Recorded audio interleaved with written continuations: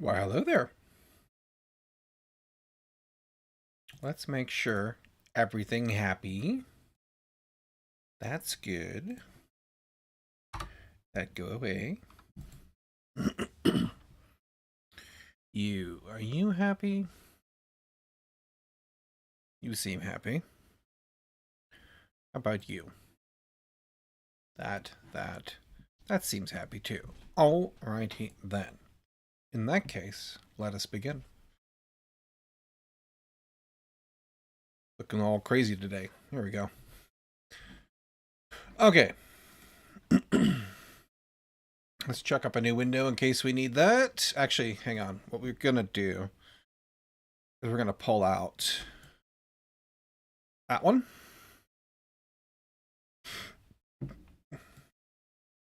And that one. We're going to need those today at some point. And we were working on getting drag drop with a default direction string in it. And we need to add these to the new as well as to the drag drop on the form.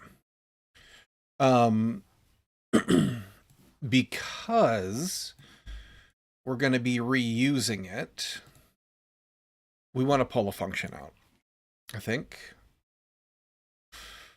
Where do we want to put them, though? We want to put them on the model, I think. That would be...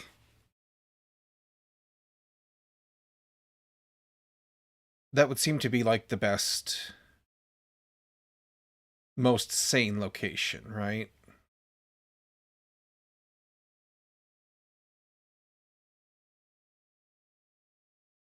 Well, then we still have to call it here.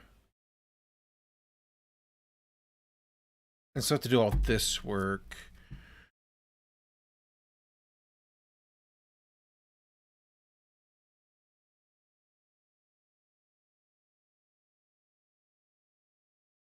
This part we could put in the model, no problem.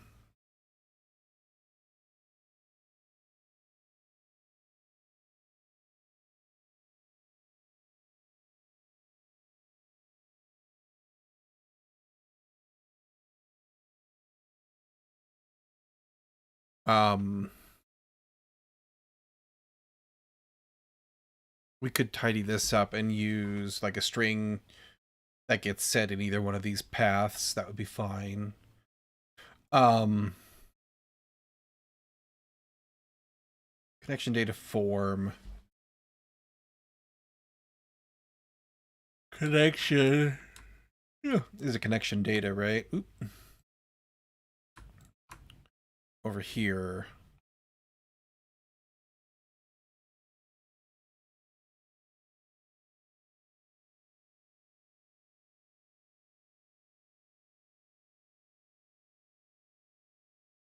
We could just give you...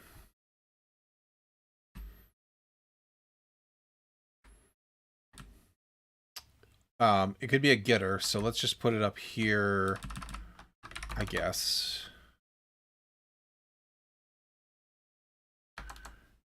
Well,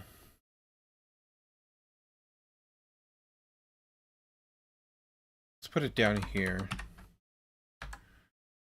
I'm torn on how I want to do that, just because normally a getter would be like up at the top, right? But these act like kind of like function. Yeah, let's put it up the top. We'll do that. So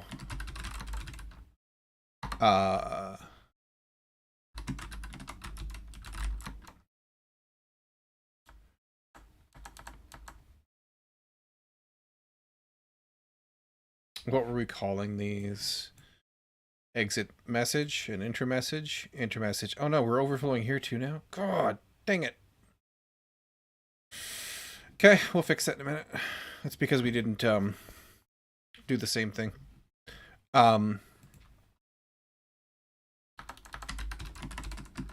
Enter message.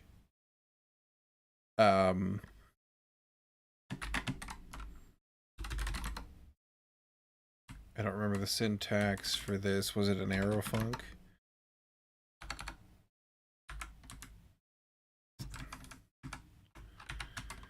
Do it in a minute here. So this is going to be this text down here, right? So our enter message.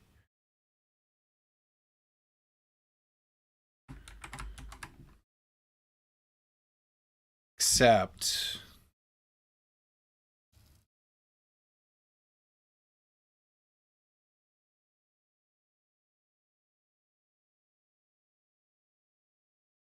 because we already have a transit enter, transit exit, so that's going to be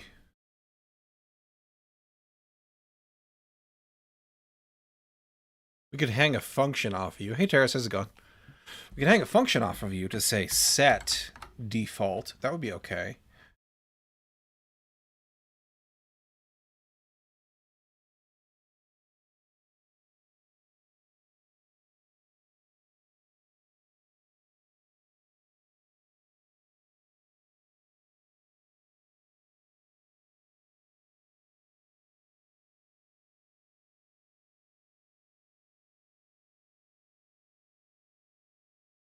I feel like I don't want to do that though. We are officially at war. Well, I assume you're talking like real world stuff, and I haven't really been paying attention to it, so. Because there ain't nothing I can do about it.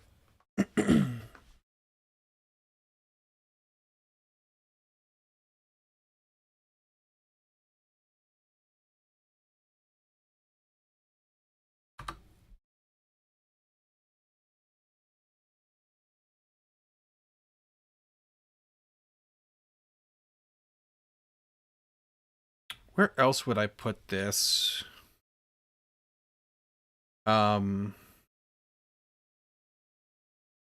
that I could reuse this logic easily. Like it's a helper function, but we're in a Dart application.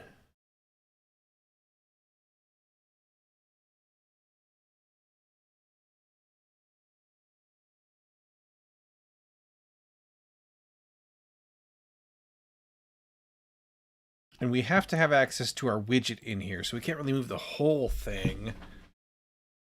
But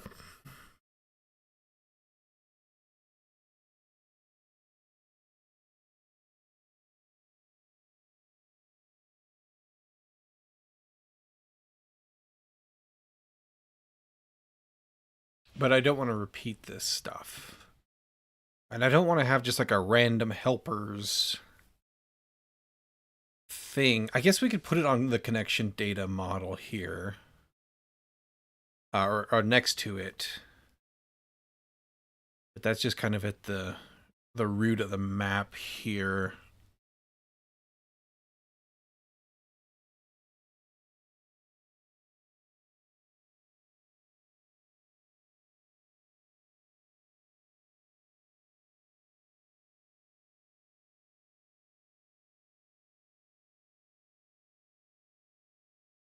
Put it in this file.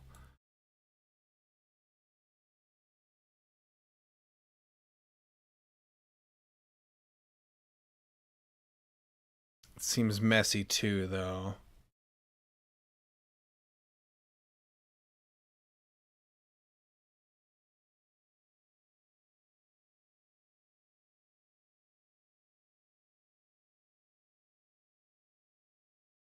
I don't think there's a clean way to do this in a way that I really like.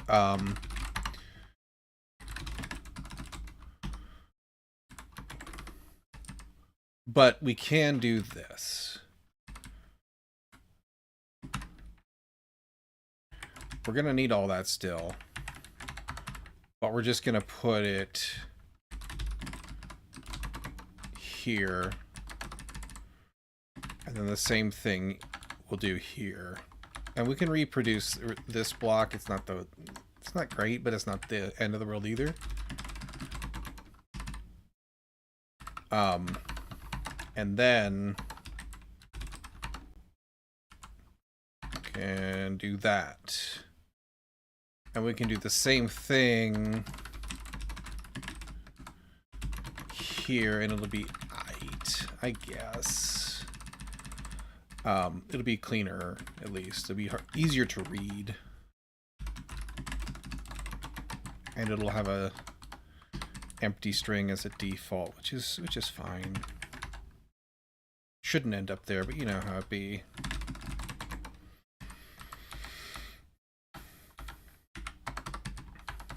Okay. Like so. Except for I forgot to copy that over, that's fine. Exit message. Close that.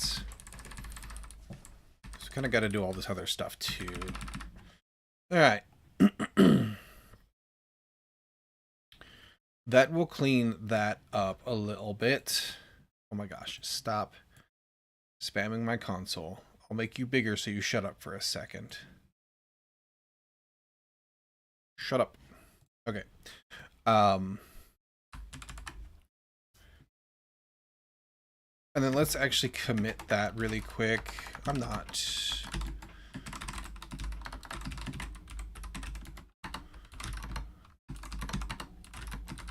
Make sure.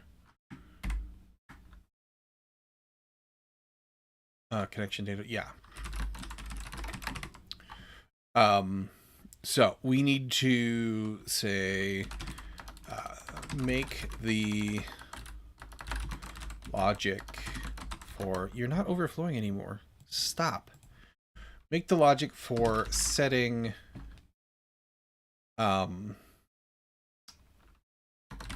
default enter exits messages easier to read. Push that up, that's fine. Okay, I guess that's just our life now. Cool. You go away. So over in the tile, which is going to be map pane stuff.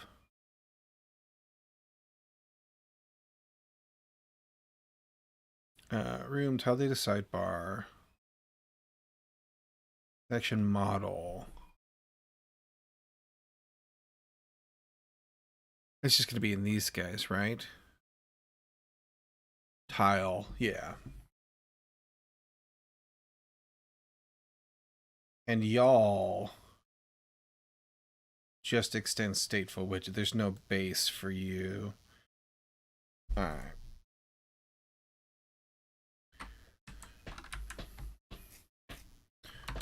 I guess this logic isn't completely the same. At least there's that. Enter message, exit message.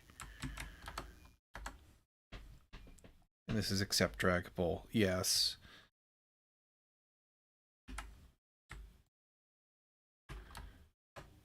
Like so.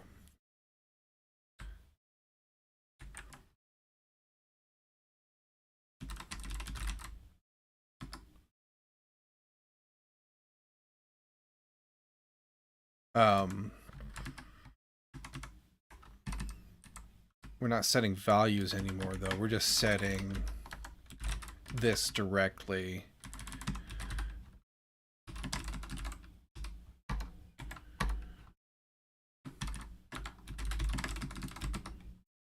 Right? But we don't have... Wait, hang on. These are connection datas. Oh, it's because transit enter, transit exit. That's what I did wrong.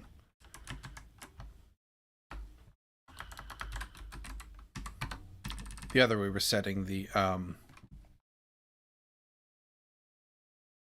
text controllers. Okay, enter message, enter message. Same deal here, though. We can just get rid of the widget.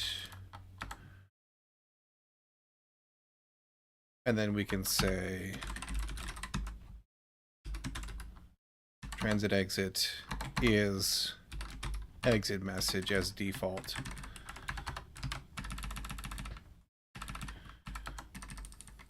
Like so. And that should get us to being able to, we need a room here really quick.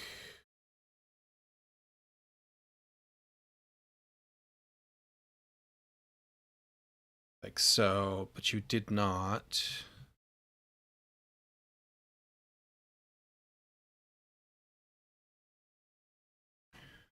Default should have been checked for foo, right? Yeah, it was. We have a draggable.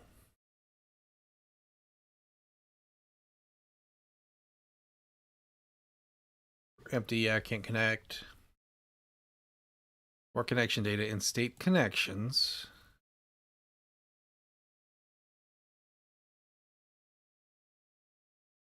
Oh.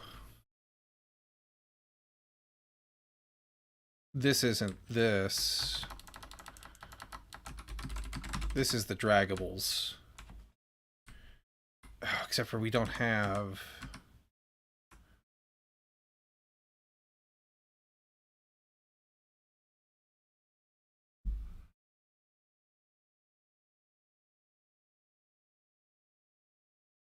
Well, they should still have destination and origin, right? Certainly once they get created, they do.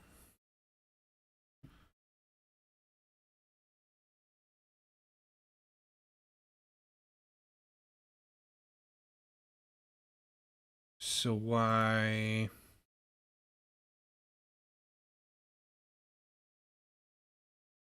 Why didn't they populate? Oh. It didn't rebuild, I bet. Okay. We need our room here real quick. No, they still didn't populate. Well, no.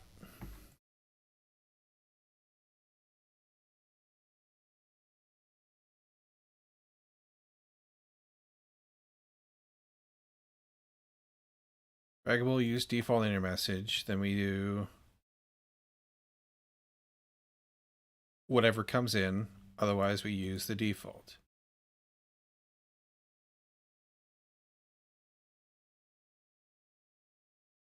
It would probably be cleaner and nicer to read if we actually flip these cases around now that they're...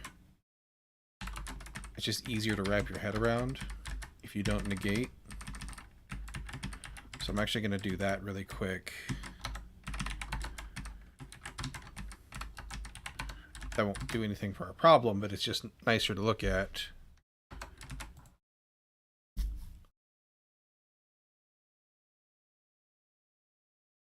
Enter message. Okay, am I confused about what actually comes in here or no?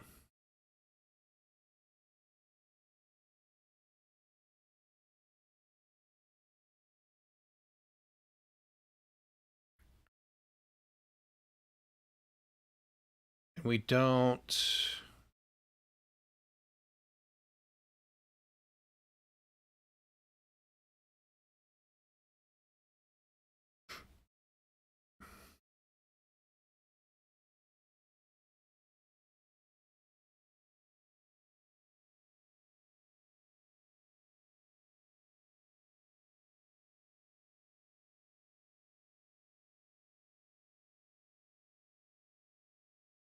We set the selected tile.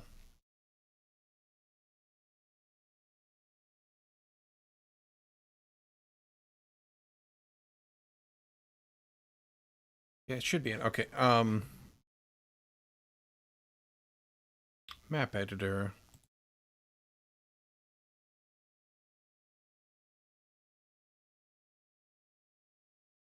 Okay, give ourselves a room so that we can connect y'all.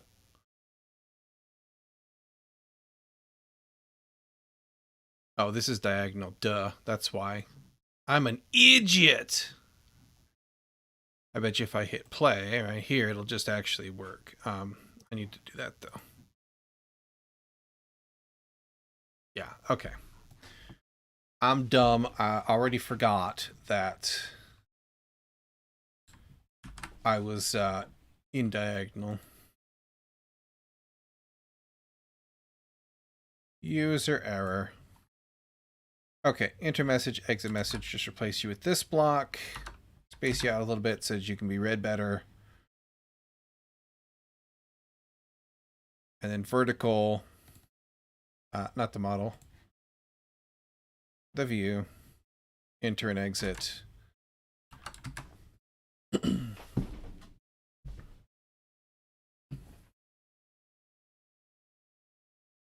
All right. I'll actually cancel you, close you. I'm actually going to go back to regular build mode here. I don't think it really matters, but yeah.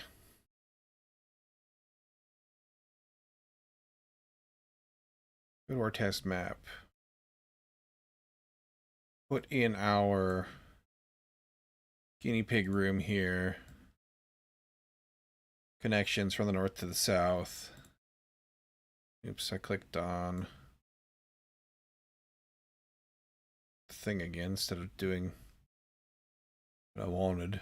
From the north to the from the south, 3-2 to 3-1. 3-2 to 3-1 from the south to the north. Yeah, it should be all right. Like if we do this from the south to the north on the north one. We don't have, they're not saving again. So we got to fix that from the south to the north. Yeah. Okay.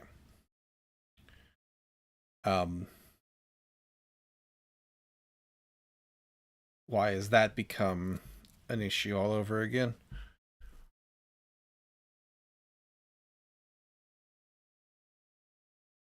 When did we break that?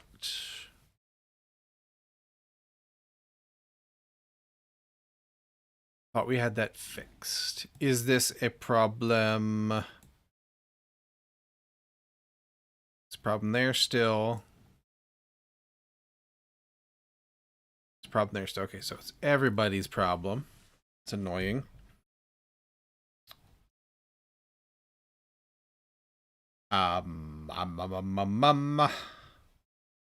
So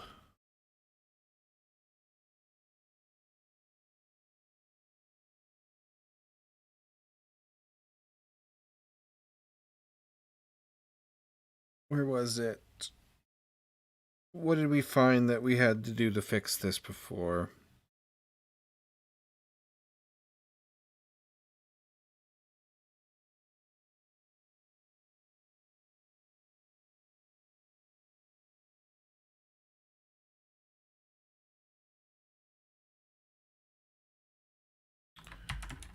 That part's done.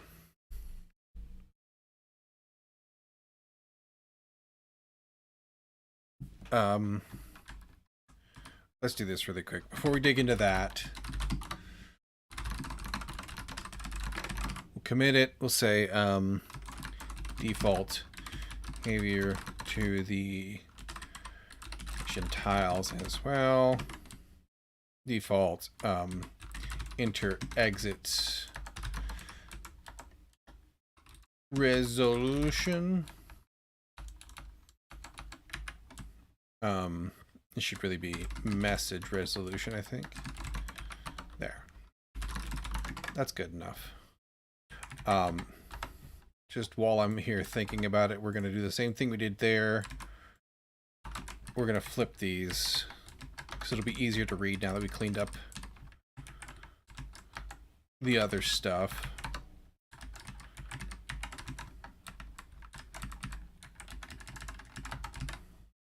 Okay.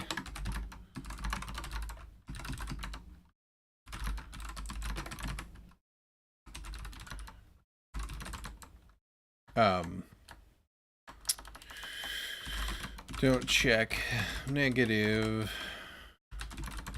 Cool. For ease of reading. I guess it should be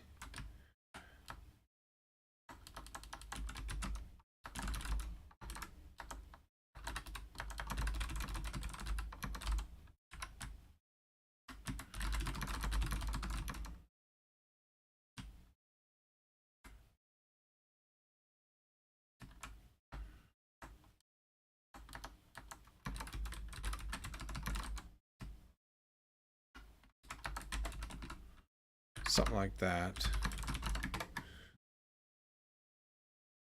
All right, now the form which we're in. When we get a draggable from the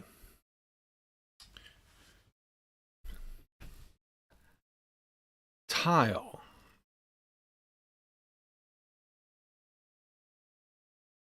new, empty, and we should have our new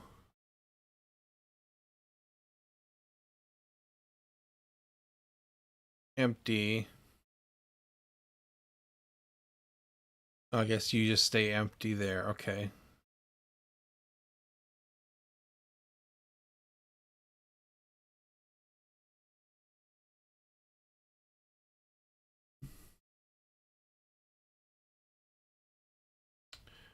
Um,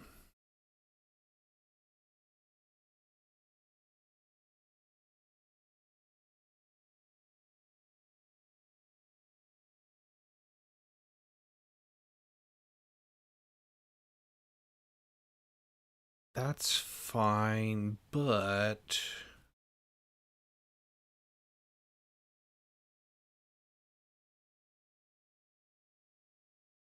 we had to do the these guys validate the controller's text instead of the value. That's what we had to do to fix it in here. The controller text, I believe, isn't getting set if we just go and modify the data underneath.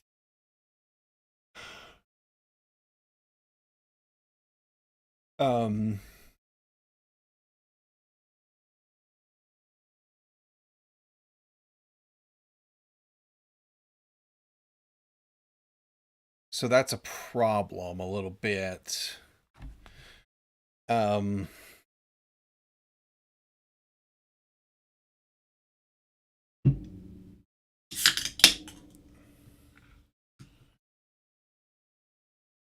Could do on dependency did change. Is that going to break stuff though?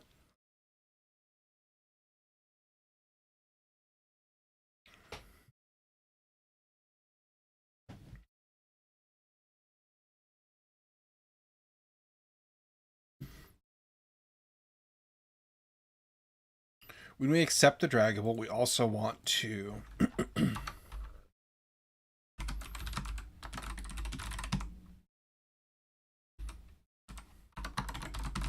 also want to set that. I can't set that.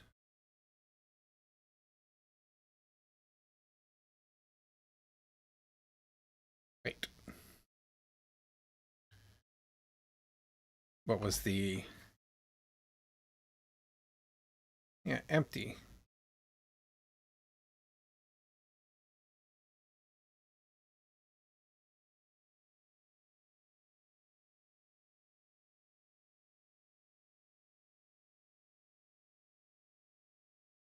Ah, because it's a getter. Right. Oh, we didn't set state here.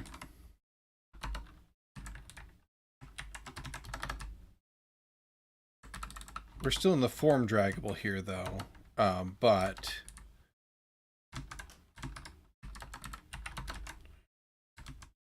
yeah, there. That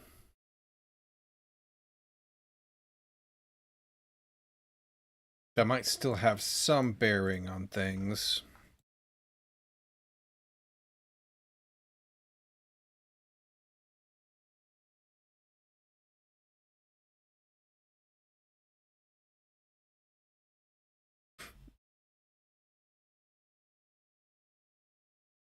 That applies, but I think that did before.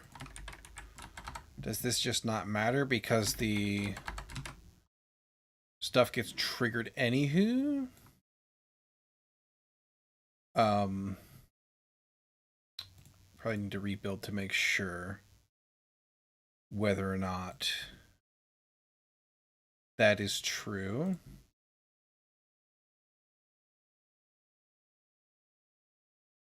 Oh, wait, hang on. We need to do this, there we go. Okay, so that doesn't matter for that.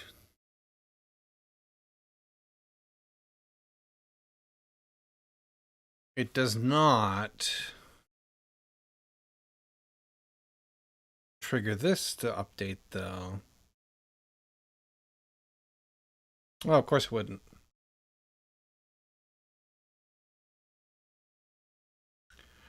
It doesn't because, what do you think has changed here? Because we haven't changed the thing underneath. We've only changed the form.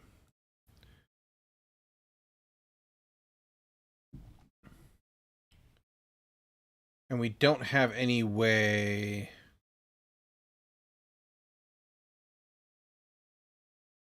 I guess we could set it to new.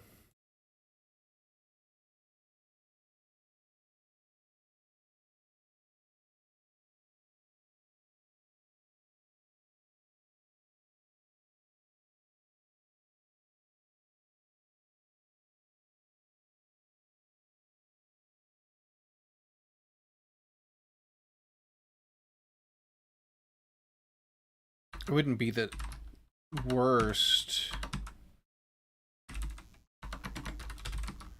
idea. Like, it's not new, but it's been newly drug in there. I probably don't want to do that. I probably want some other approach here, I would think. Oop, I need to do this the right order. You... Doesn't really matter, but... You would get set to new if I did that. Just in the UI.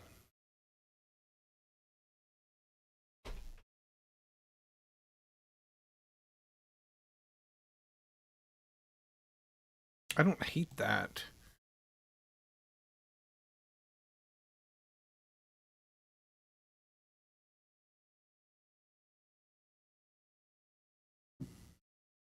As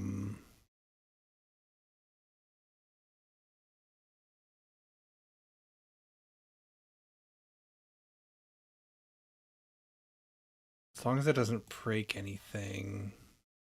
We already expand you. We allow you to be collapsed.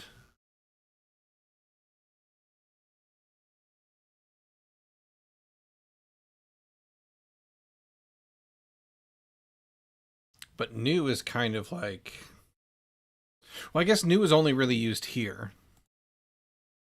Before that change. The problem is that if you're dragging in and you're like overwriting, it's not really new.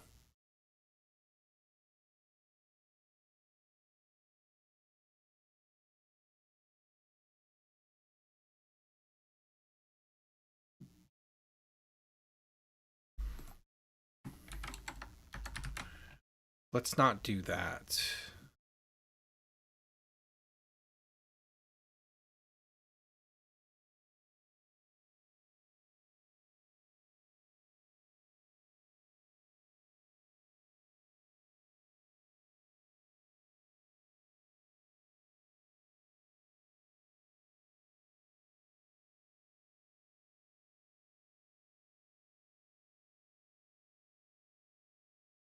We're just going to leave it there for now.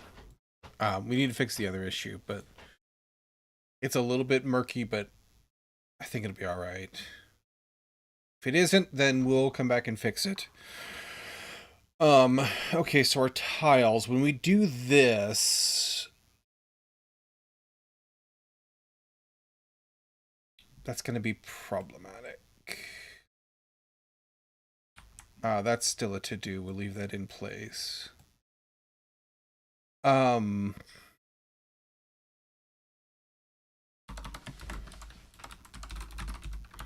This is...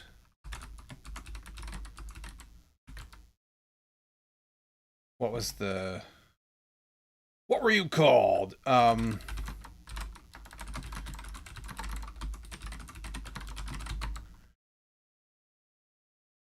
Did change dependencies. Right? Doesn't override an inherited method. You're stateful. Oh, dependencies, not dependency. There we go. We'll call our super. But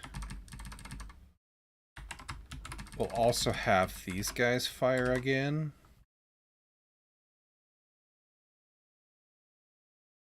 Is that a dumb idea? Will it break more things? Maybe is the answer to both of those questions. Map editor.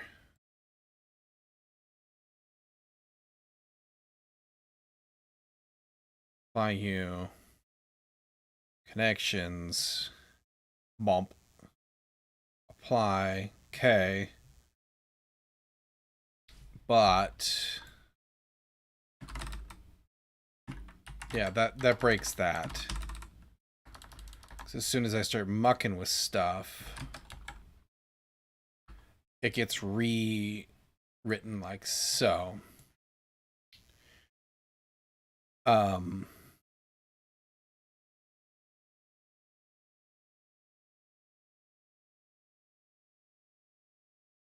was afraid of something like that.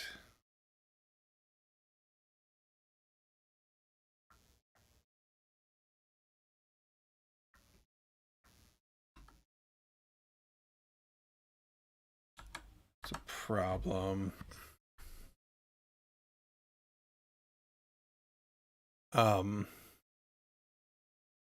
Yeah, I don't do politics, Terrace.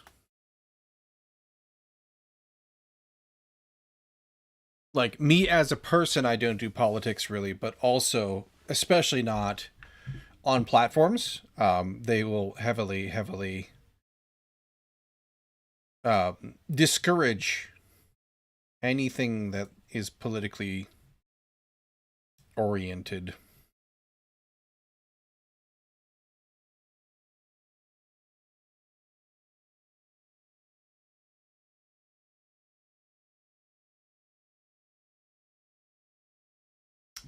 How do we...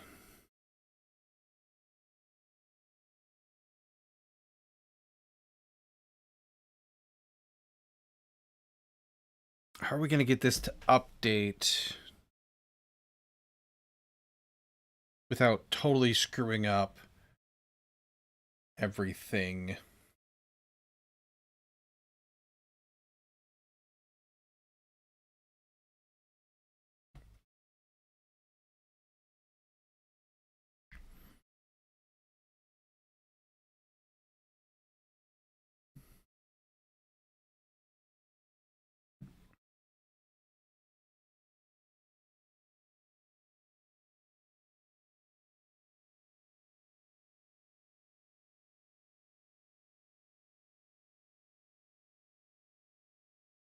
From these guys.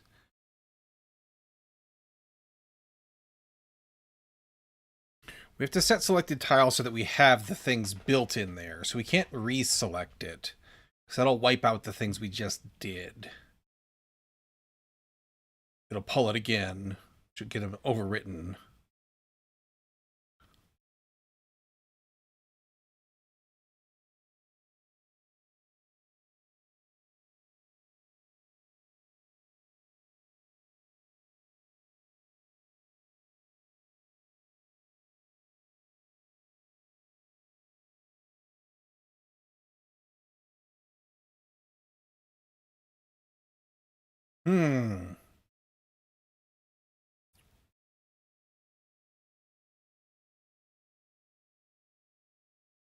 It's annoying that changing the fields that I'm managing in here triggers a dependency change, obviously, because it wipes out what I just did.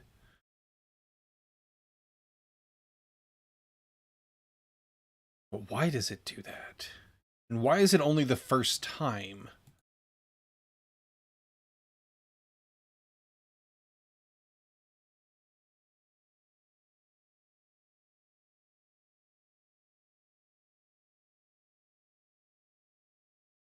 Because if I go and I try to... Well, this doesn't care. Is it because I haven't... Oh, it does, because I didn't... It's because I didn't put it back in.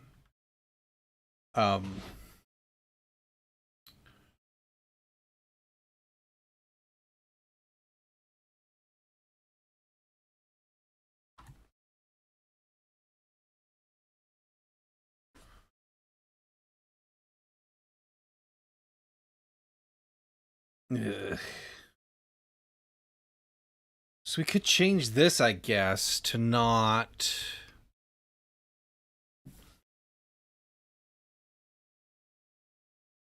We'd be updating the thing in memory, though.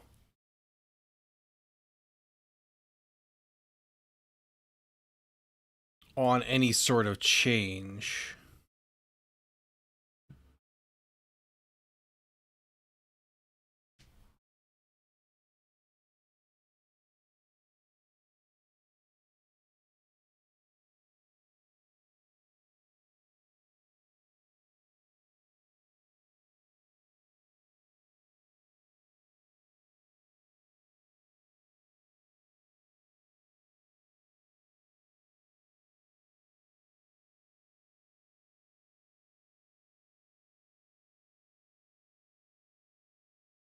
Because we keep a copy in map state.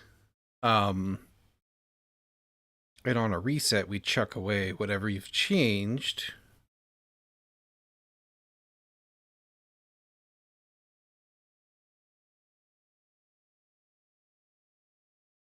And this is actually already based on that.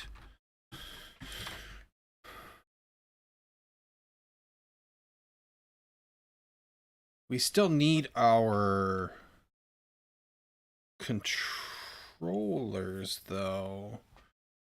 We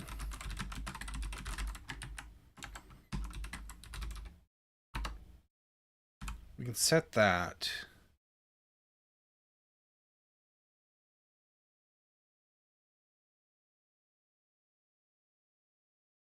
On change, we did state did change.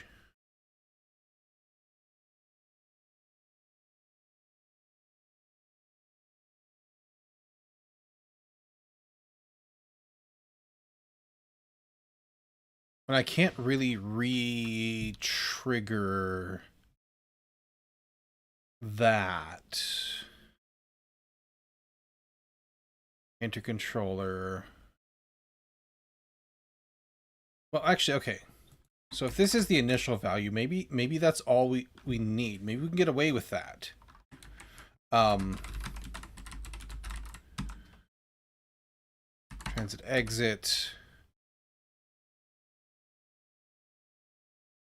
Because then it will know, in theory, if something has changed. Well, no, we don't apply, though.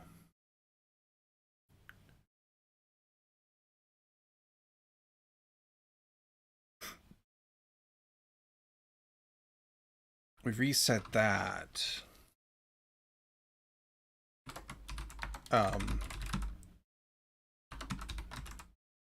Maybe. Transit exit. Exit description. Okay. So.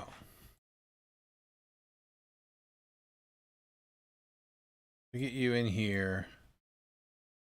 I get you in here. Then you validate.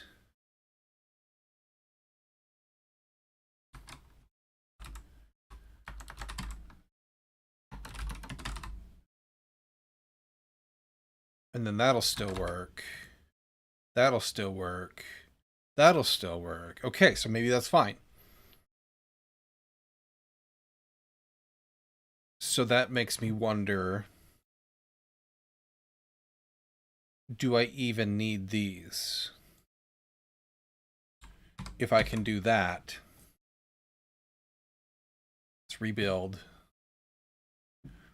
Maybe I don't have to do this part.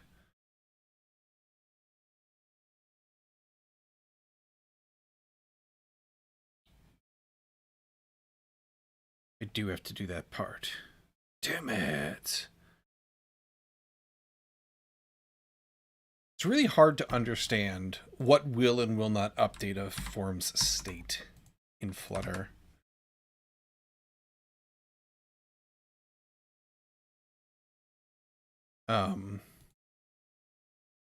Okay, so if I have a room here, I can still drag in there. That's cool. I can drag connections in here. It'll select it, populate it. I can apply it. Cool. If I'm here, then that doesn't update either. Because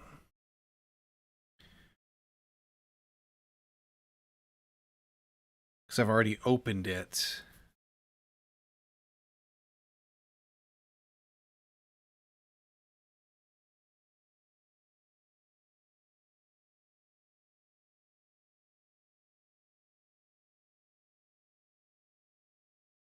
And I don't think... Well, Room doesn't have this problem. Let me look at Room really quick. Not there. It's tile data. Sidebar. Room data form. Well, actually, that's not... We don't know that for sure. Because I didn't do the same thing. This is how I did... Okay, so that does not have that problem.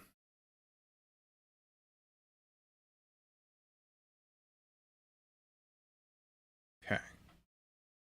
But if I drag you in here, then you work. So we just need to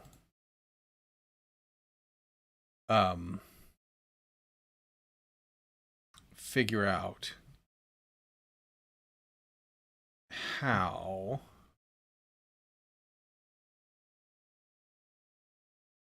what's different between these two. So we do an init state here, same way.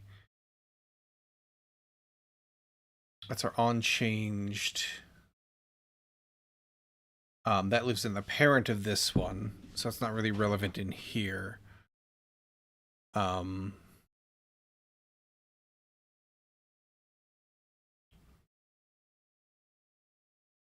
Drag target, acceptable drag, all of that,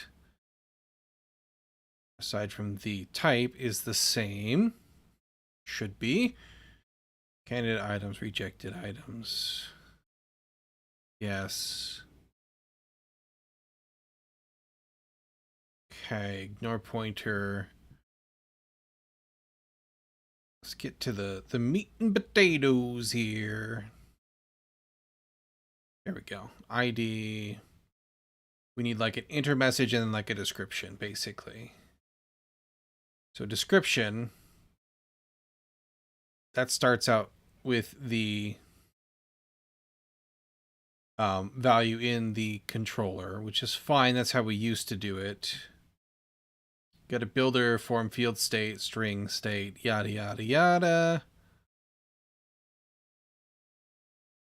Text field, controller, onChanged, string value, state did change value. Okay.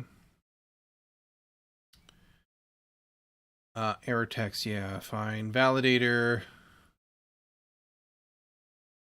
Oh, we're still validating on the value here instead of... Okay. So I'm going to put this back. I don't know how I overlooked that, but I did. So if we roll these back, because theoretically this should be more correct, I believe.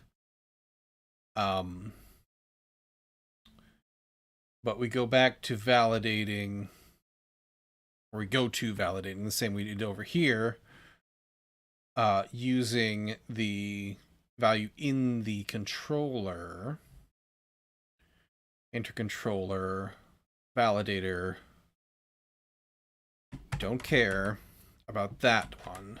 Instead, this is transit intercontroller text. Can't be null anymore. If it's empty, then we do that. Otherwise, return null.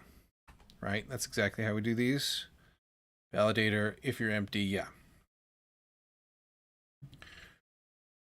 So we need to do the same for the exit. On change is fine. This guy here, chuck that. This becomes transit exit controller text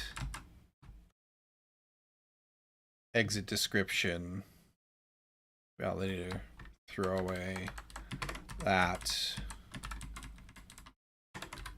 exit description controller text is empty. Complain, otherwise do that. I think these guys should be fine. Now, let's do this. Oop, I clicked on the wrong map. Would have been a little bit of a problem. Or could have been, I guess. Okay, so we apply you.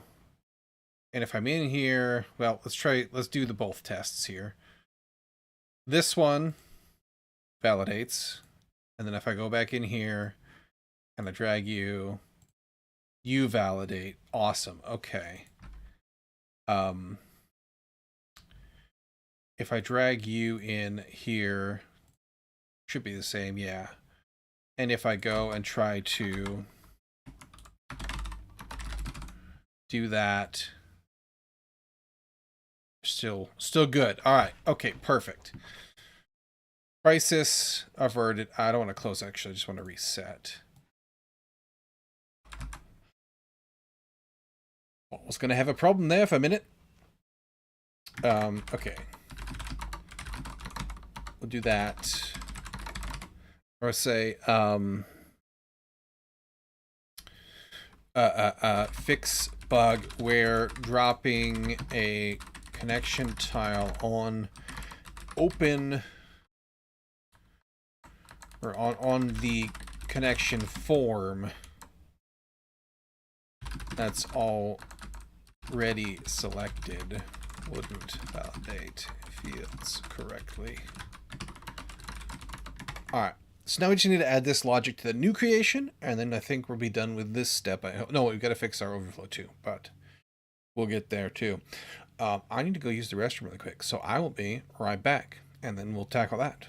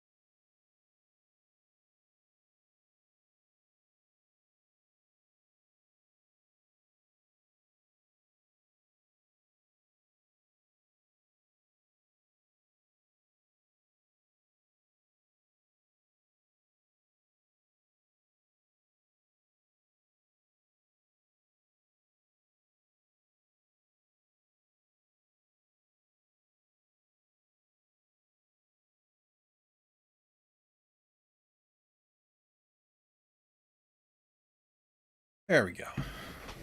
Also, preemptively opened some windows before it got stuffy in here. It was just right on the cusp. It's a little breezy out there, so I'm going to have to go close some in a minute, but we'll go. If it stays the way it is, it'll be alright, I think. We'll go play it by ear. Alright. So new. New is going to be, well, we don't have new in the connection data form or on the tiles. We only have new on room data form, actually.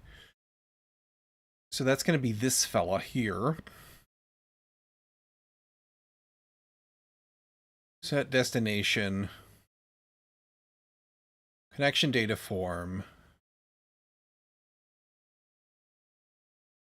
Map state. Connection data right here. Origin, new connection.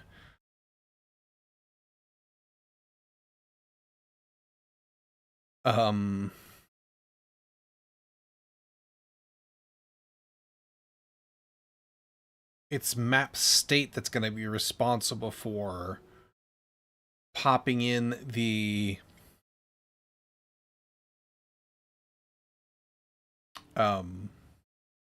destination, and that's when we can do the work.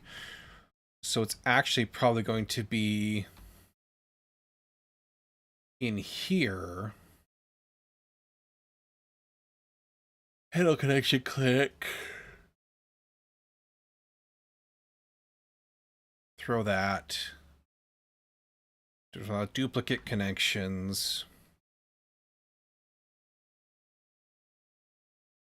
Otherwise, right here,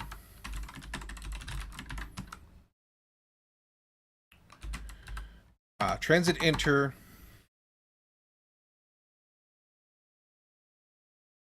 Yeah, see here we need the same logic again. Which really makes me...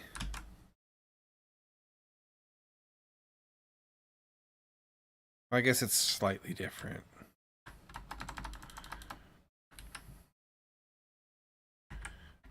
New connection, that's what you're called.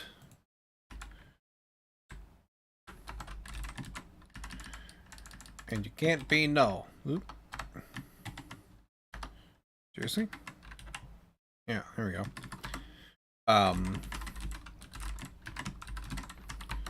So we have this magic string in here now, which I don't like.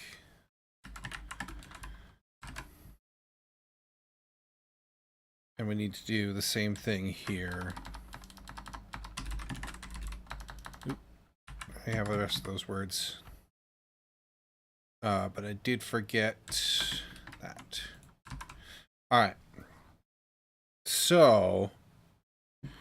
test this really quick. We're going to have to pull this out. I think it does need to live on the connection model. That way we can just call it and say set default or whatever. And then this string can be built from there. So I go get a room in here like so. Create a connection over here from the east to the west. Yeah. Okay. And then description. And if I do a new connection there, it's already got those, but there's nothing stopping me from doing that. And then I can do that. And everybody was kung fu fighting. I think we're okay there. I think that'll do. That's what I think. Okay, so we're going to do this really quick. We're going to commit you. So connection data form, which we just removed that line. Yes. Map editor. Yes. Okay. Add default enter exit message resolution to new tile. When connected from the room tile, or when created from a A room tile. Oh, I forgot to add like a Muppet. Okay. So yeah, this has got to come out and live in a place. There's just no way around it. And I think we're just gonna set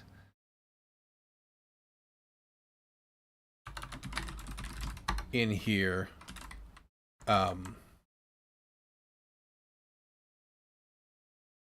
not coordinate. It's gonna be a void set default enter message. Sure. And then transit enter becomes this.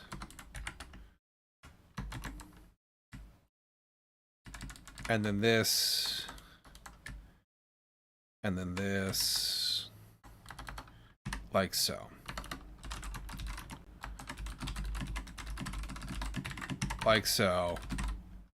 Transit exit.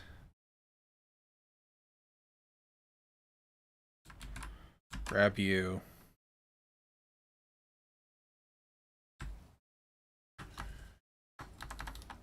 Origin direction to destination. And then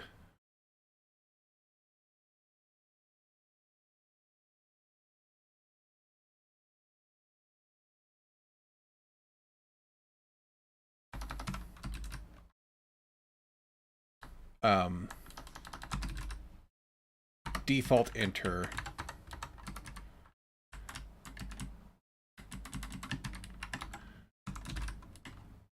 default exit.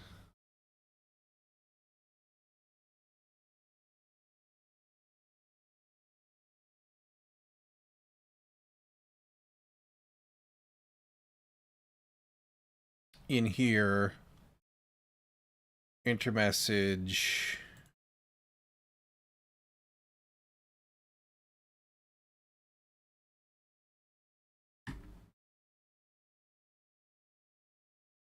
This can actually go away.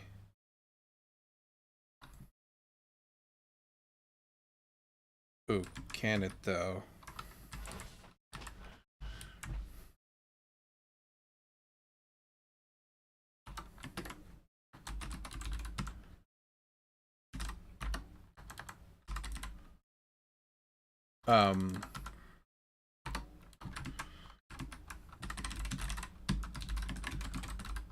Default enter. I think we can.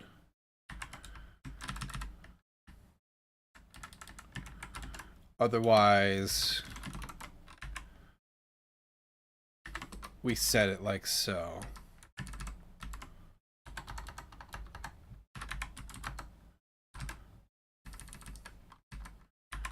And then the same thing, this goes away.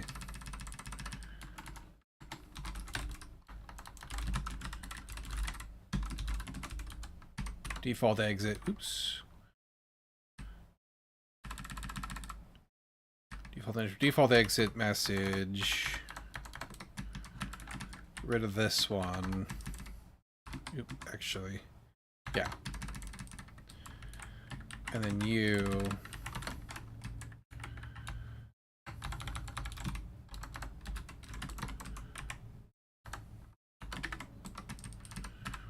It's a little bit wonky that we set them differently.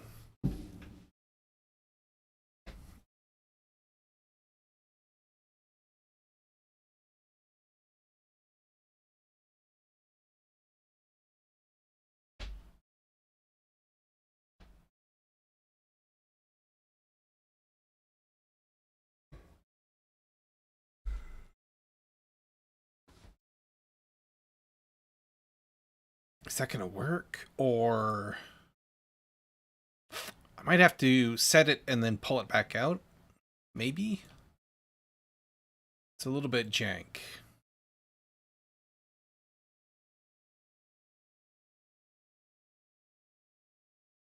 Pull you in here. That'll work. Pull you over here.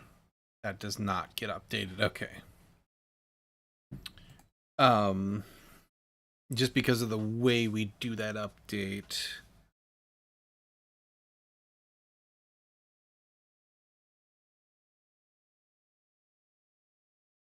Okay, so let's do this a different way then.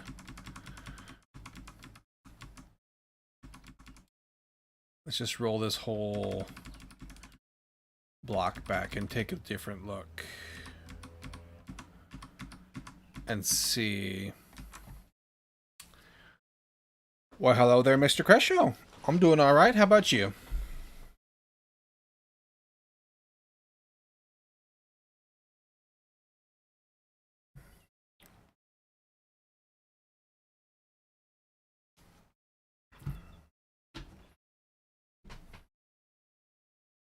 Okay.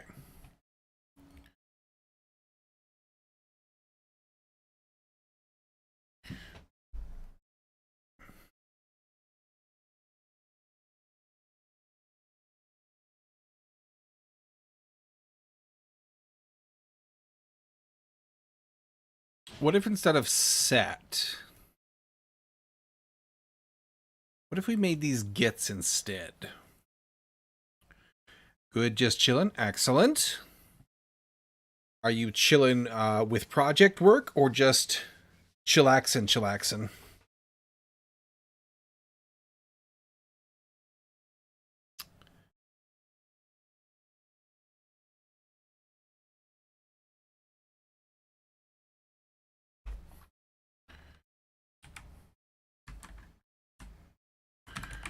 What if we did that? What if we said string get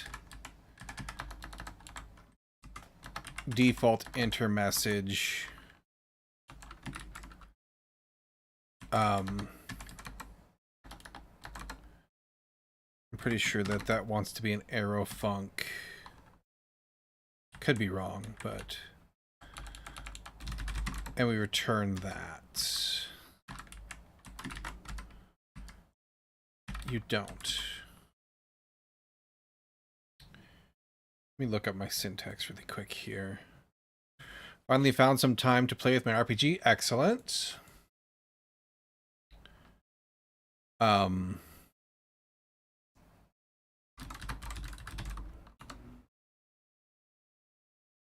What was the other option here?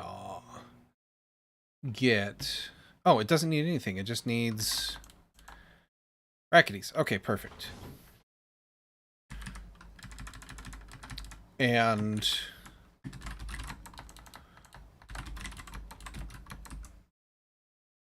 default exit message. We do the same thing. Return that.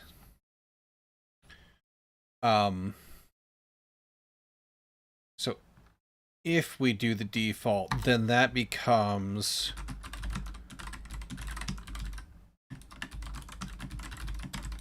get default enter message. It's not get default, it's just default enter message. And then we can still use all of that.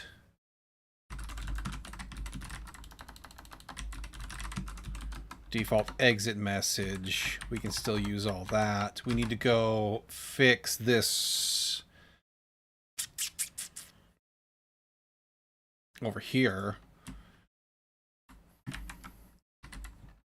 Transit enter is new connection. Default enter. That's fine. I'm not offended by that. My delicate sensibilities can cope, I think.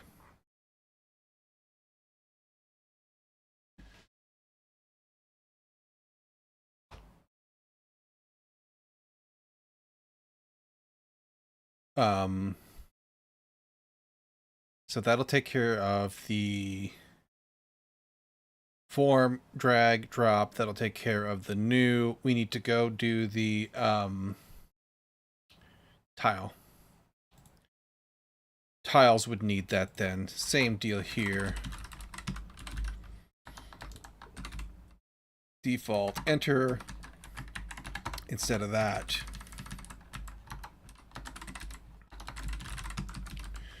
Default exit instead of that.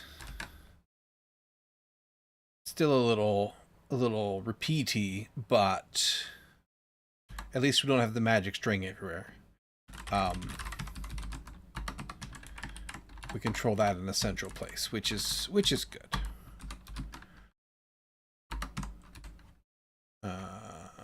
Exit message. Default. Oh, ooh, because you're... Oh, I'm just getting confused about variable names. There we go.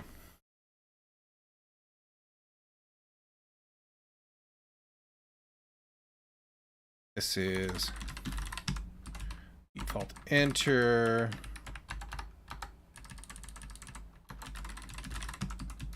Default exit.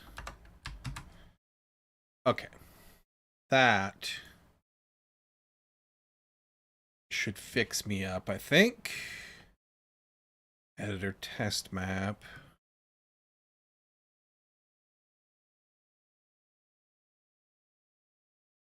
You still get applied. Good.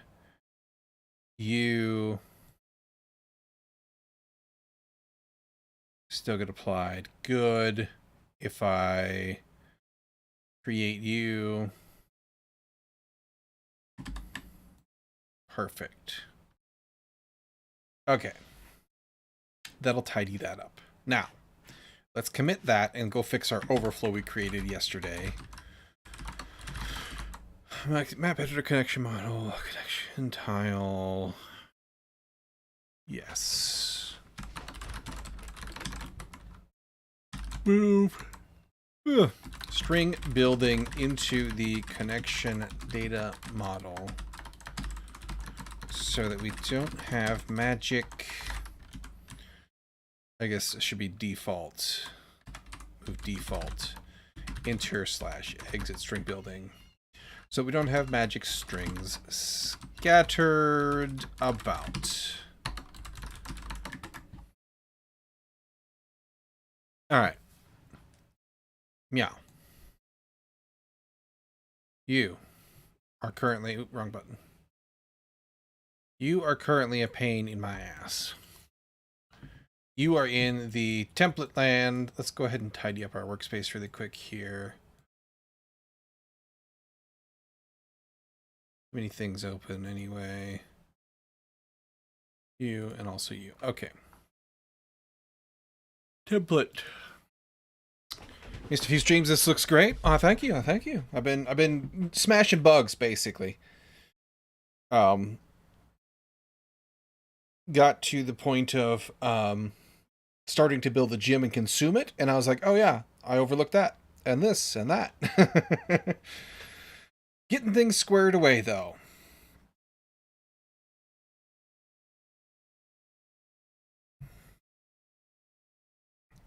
Okie dokie. Templates, there we go. Connection template. View. Yes.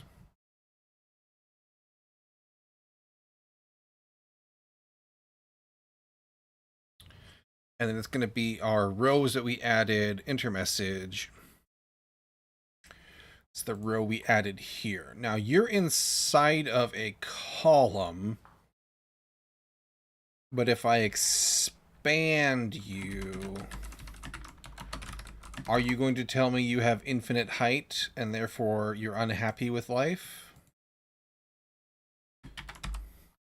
Or are you going to behave?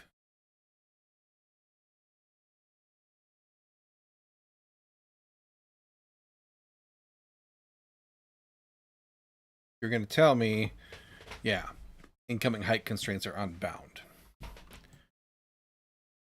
Which actually, okay, so because Flutter's a pain in my ass.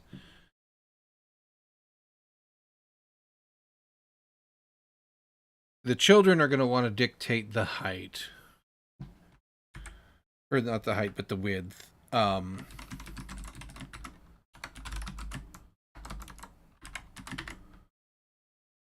So,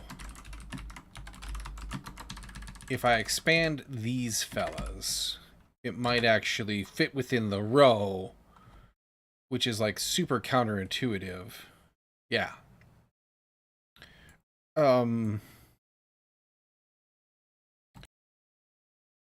But that's going to kind of squish things a little bit.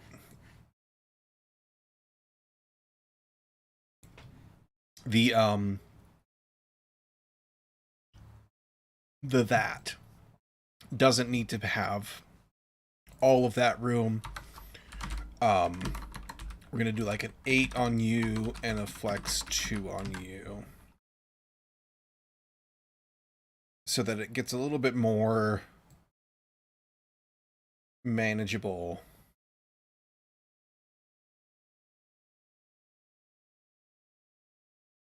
And if we kind of like just do our worst case scenario, yeah, I'm okay with that. That's a graceful degradation. Like, it's not usable at that resolution. You shouldn't be doing that. But also, it doesn't overflow and become a disaster. They're all going to grow like that, though. But I think I want to probably solve that with, like, a constrained box around the whole thing. It's a thing I should take a look at eventually. But let's fix up the second enter message. Where's a exit message? Right here. We did the same thing. Expanded here. Child, like so. Flex of 8 for you. Expanded. Child is the checkbox. Close that. Flex of 2.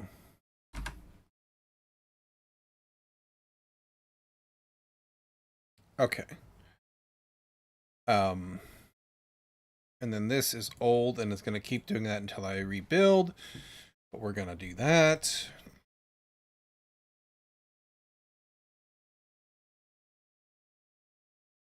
And then we don't have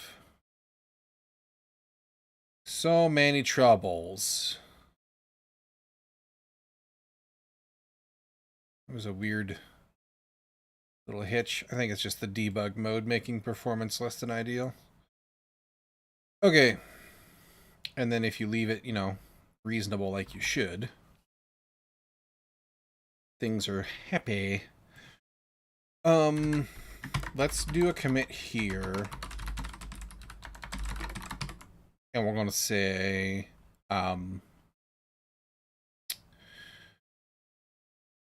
fix overflows in new default checkbox row. Like so. Perfect. Love that. Meow. We could look at the constraint box really quick. You're a container. You're a container for the sake of determining which. So this could actually just be the constrained box with a max constraints, box constraints, max width of, let's say, 600. Just for a starting point.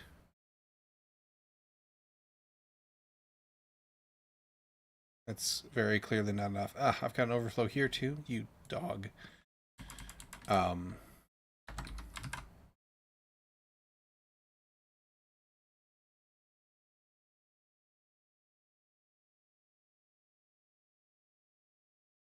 feel like this isn't working.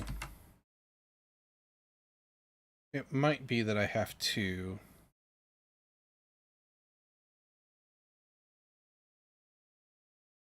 restart that. Or it could be that I'm being ignored.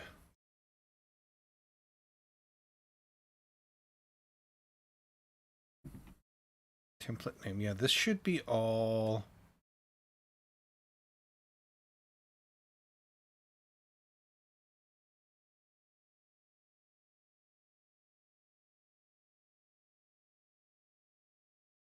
max width.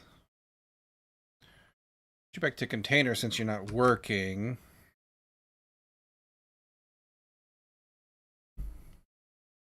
I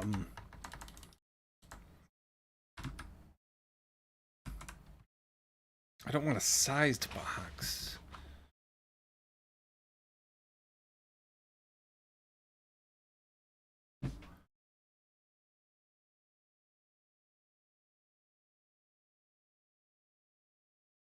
List view builder.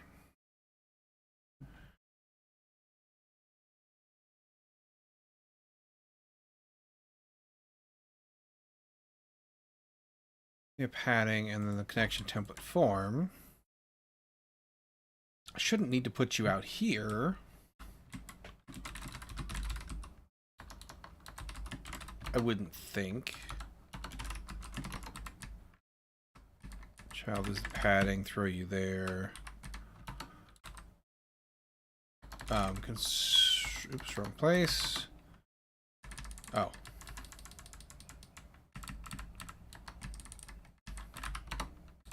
Constraints, here we go.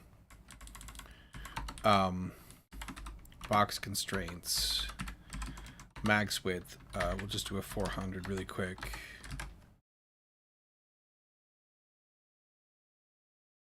And that doesn't seem to behave either. Interesting.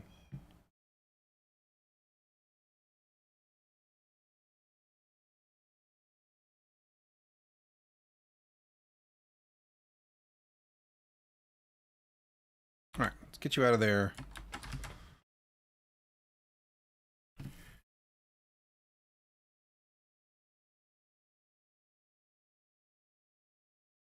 This view. View.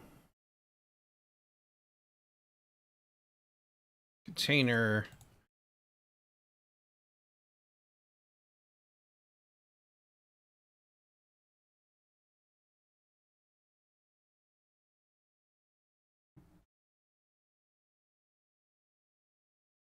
It should be here. This should work. Why wouldn't you work? Constraint box, child, yeah. Constraints, box constraints. So, constraint box. Poses additional constraints on his child. Box constraints. There's a min and a max. If I change max width to 400.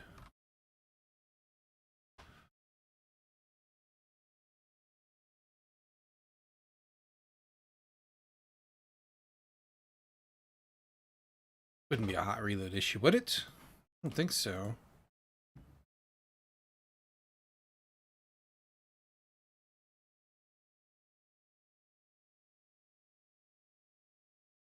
Now, y'all just continue to grow. I wonder if it...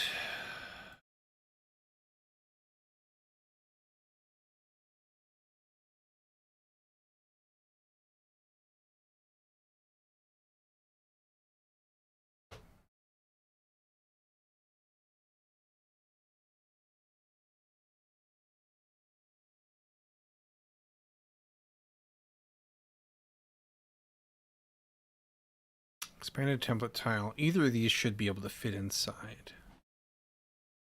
Not preview, inspector. Let's take a look here. What am I screwing up? Are you gonna inspectorize here? There we go.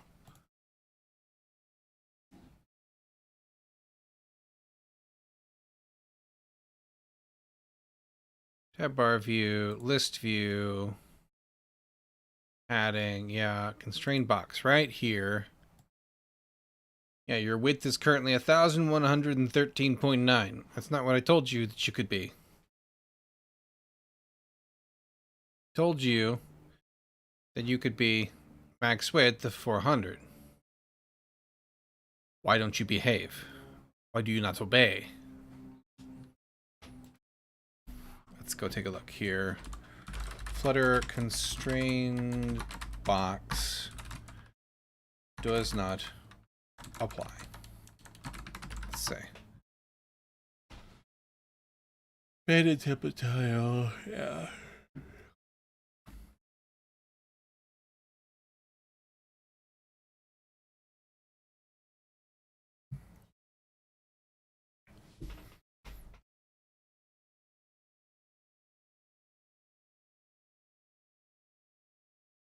All right. Yeah.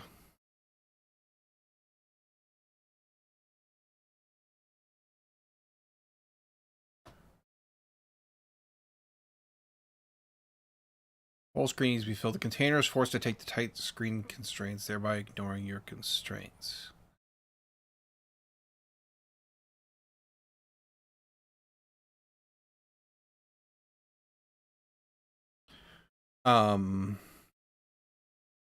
Okay, so that would lead me to believe that I have an expanded somewhere in the tree, which is, yeah, okay.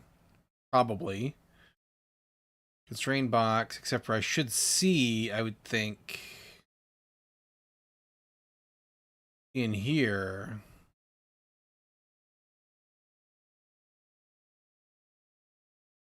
Row sized box.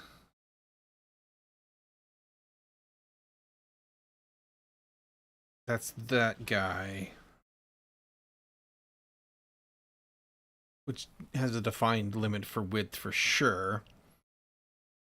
Template bar.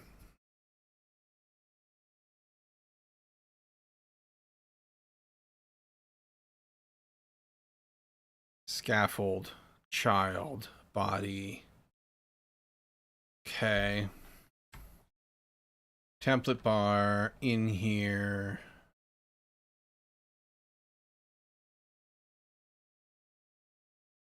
Go to tab guy. Layout builder. Center templates. That's the top. Expand it right here.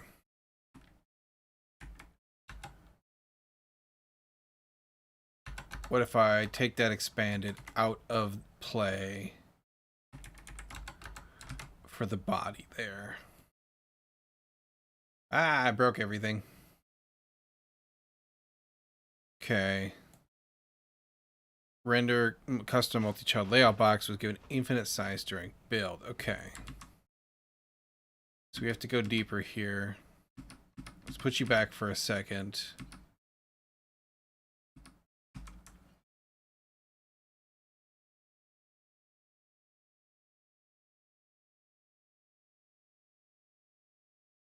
Yeah, okay, go away for a second. Get out of there too. Rebuild. Put you back. Stop it. Okay.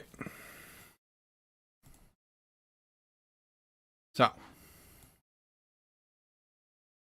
There's a scaffold again inside of here, though. Rooms connections, right, because this is for the tab controller.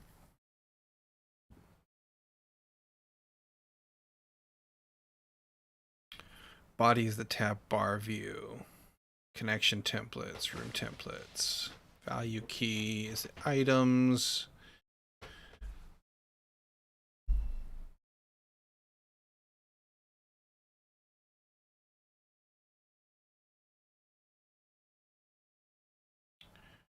And then a floating action button for when we fail to load. Container. Give you your border, okay.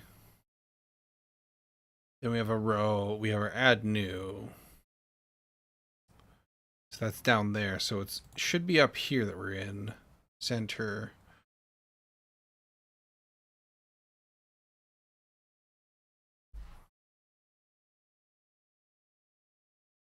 This is the cases of an issue, though. This right here. That bar view.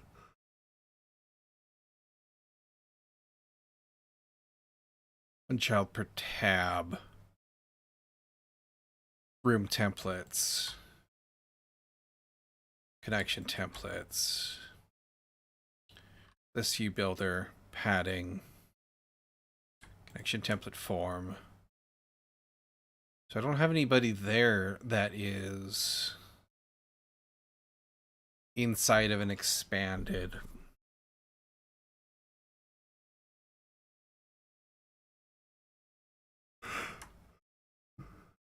This, yeah, same story. I think the scaffold is expanded by default though, but that still shouldn't matter.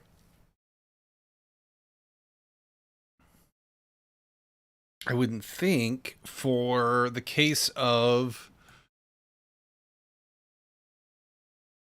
don't force it to fill the screen.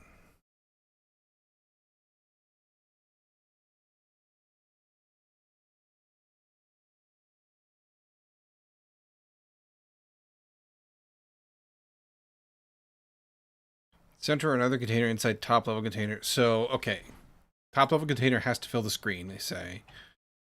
So I guess that would be, if this is filling the screen, which it theoretically should be, if I'm not mistaken, tab bar view.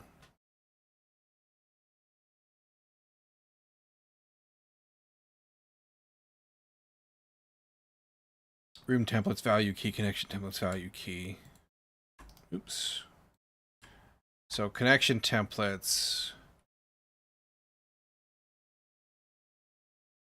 Theoretically, you should fill the screen, but I bet you don't. Which kind of comes down to you. Okay. So if we allow you... Well, let's put you back to a constrained box, and then let's do maybe an align around you as a test. We need to close that align like so.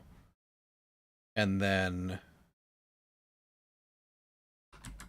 alignment is align dot start. No. Alignment start. Or center left, I guess would work too. Let's do top left. I think. Okay. Well, now they overflow in different and interesting ways, but that's okay. This needs to go back to being huge.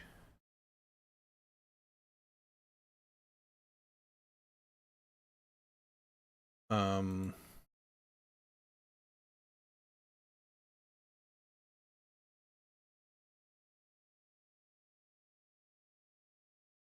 I bet it's because if I expand it out, there we go. Okay. So we want that to be like 400 was closer.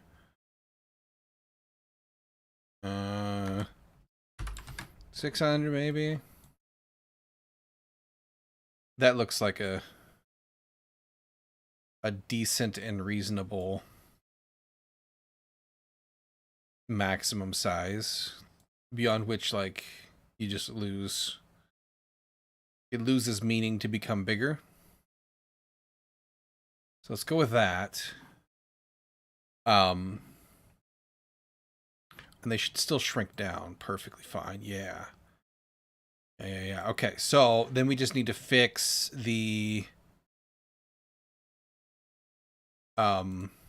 collapsed guide. So you go around everybody. Expanded template tile figures itself out. You down here in the collapsed land.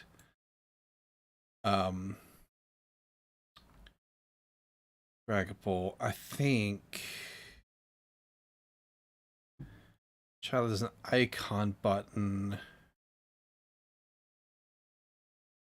Collapse template tiles, because you're a widget. You're a padding. If I just make you an expanded widget, I think that might break things. Let's find out, though.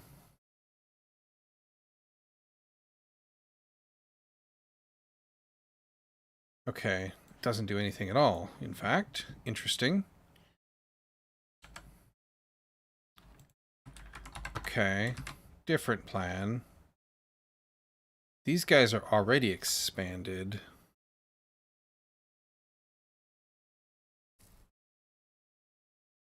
Loading action button.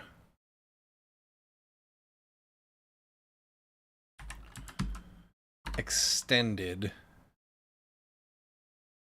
I think that's the label for that. Okay, closer. Let's go ahead and roll that all back really quick.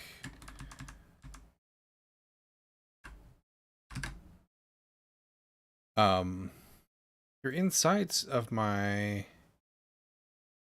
box constraints, right? Child, expanded, here. Otherwise that. Yeah, you're all inside the constrained box. I don't think this works either. No.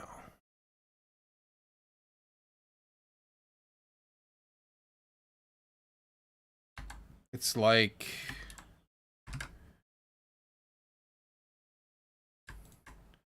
the child objects in here don't want to grow anymore for some reason.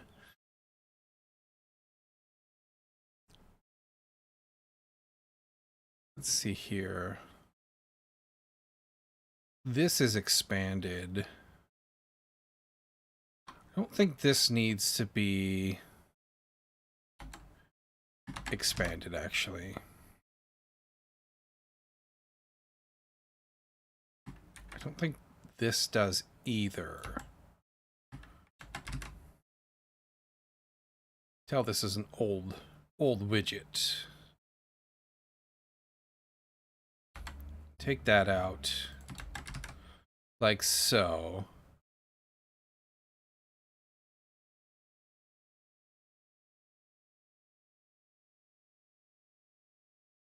We expand the text. Why is this mud server? Yes, mud server. Why is this? So I have a padding.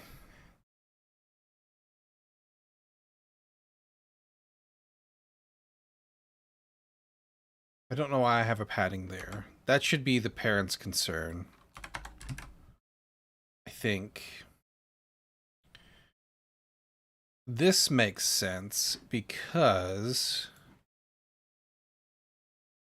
we want to inset the contents of this button, but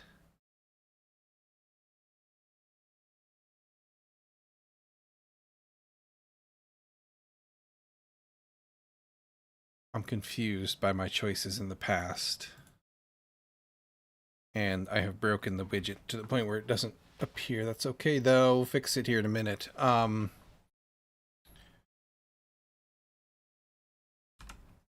This, I'm pretty sure, should be extended. That's a label.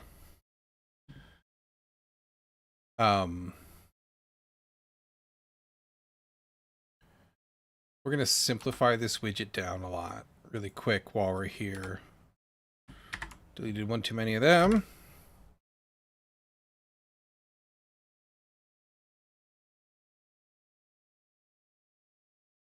Just going to take all the padding out really quick. Why are you a column? I don't know why you're a column. I'm going to take you out until I know why.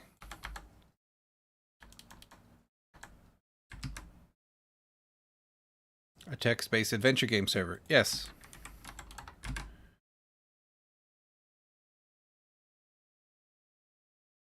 We're working on the server editor to build the map files right this second.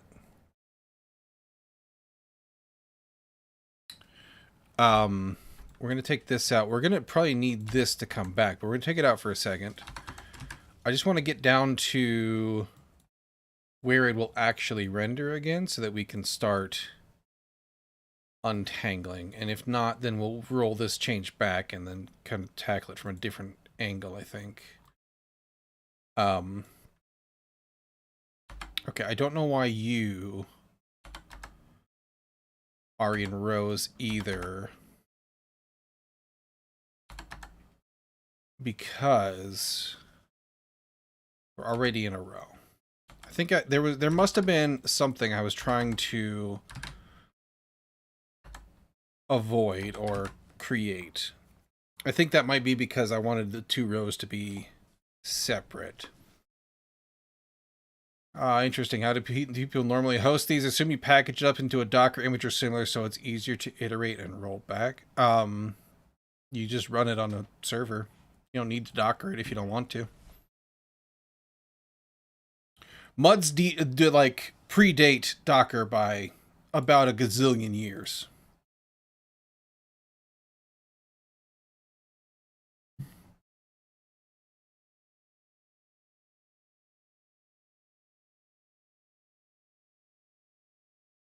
Okay. So, that. Much simpler. Happier with that. But we need them to be big. And I need this to not give me old errors, if possible, so that I can see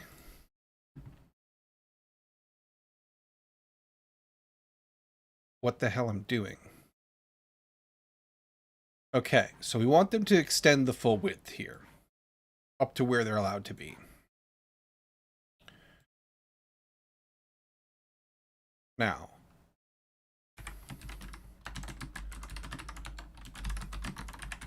I think what I was trying to do with my rows. Let's see here. This is the title. This is the description. Okay, so this is why I had a column in here. So we do want that because we need to stack these two on top of one another.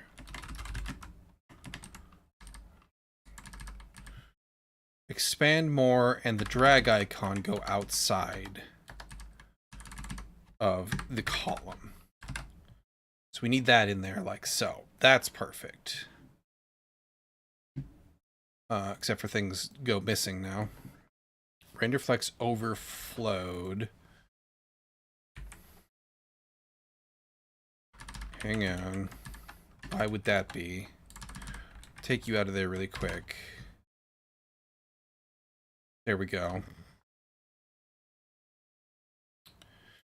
Let's see. That's neat. I've never heard of Mud before. It does not surprise me. You just hook into the server via client in a terminal. So the old ones had, like, you could telnet into some of them. There were other protocols for others. But that was like the OG versions of them. Later on, as computers got a little bit better, there were clients for them that existed. Either they were provided by the company that made the engine and the game, or they were there were some generic ones that were very popular among different people. In this case, I have my own client. One of the things that I want to avoid is like some of them are or became based, admittedly, like you have to make game design choices around that too, which is kind of what leads to that sort of thing. But I just went ahead and did a client. I don't have to worry about other people's protocols. I'm just gonna kind of figure it out as I go, figure out what I want to do. Only terminal-based game I've ever played was a bit of Screeps before. I'm not familiar with Screeps. Doesn't ring a bell.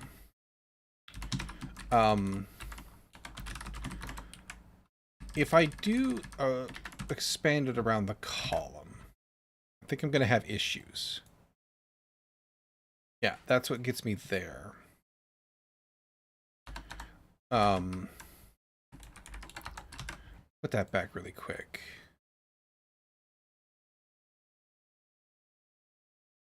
Oh, I messed up. I left... Oh. I left words in. Okay.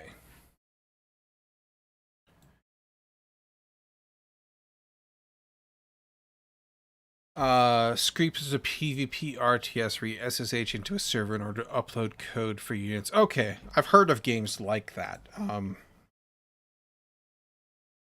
trying to remember. There's a couple of them on Steam, kind of in the terminal game category, I think. Or not terminal game, but text-based game. That might have been one of them. Can't remember.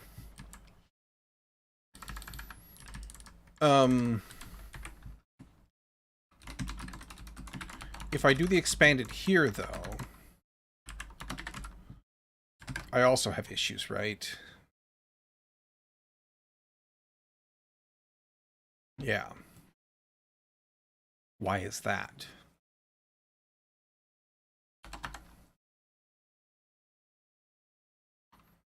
That's confusing.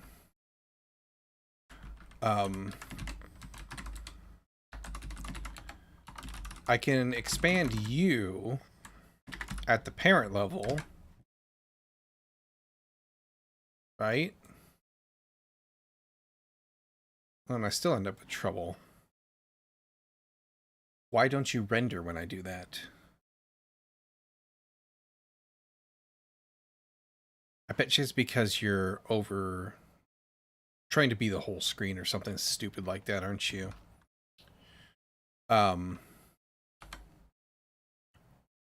Which is kind of what led us down this path, right? Where I had all these super overcomplicated things, and hopefully I don't need to go back there. Okay.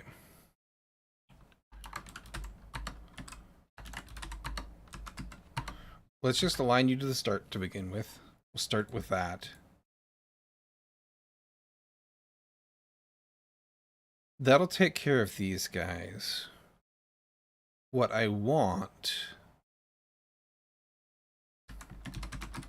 And I don't think I can wrap you like that either.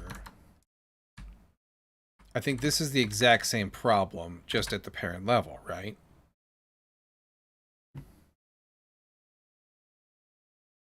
No, it's not. Why is it not?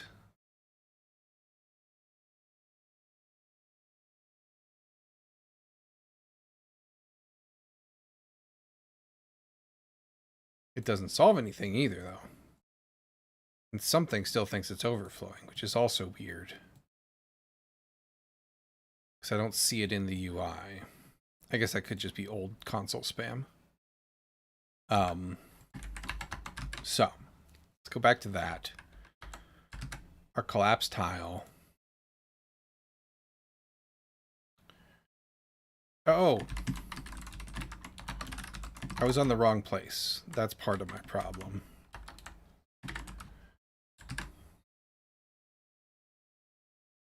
Okay. That gets us back to nothing changed visually, but go into the editor,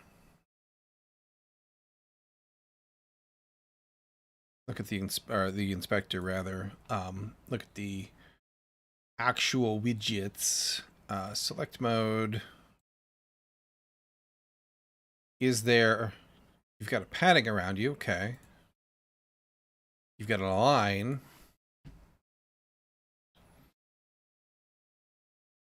You have a constrained box.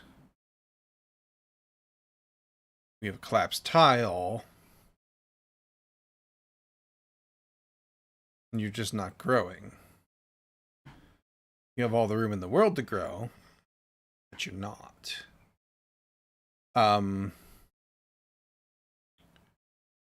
Okay.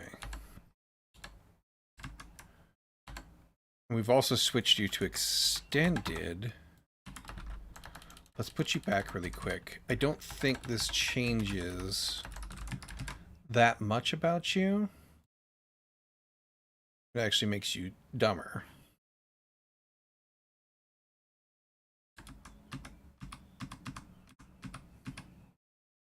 We're going to put you back to the extended version.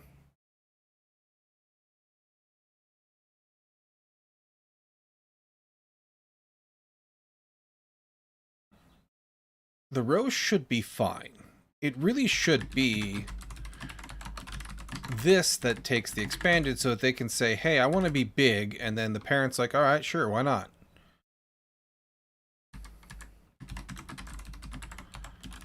But that makes them go away, which is very confusing to me. I'm still in select mode. I don't understand that.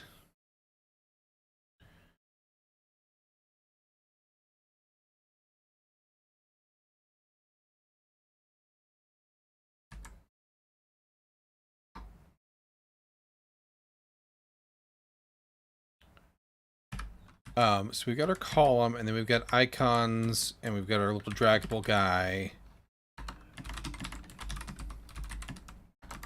And I think I was trying to get these guys to group up is why I had a row around them.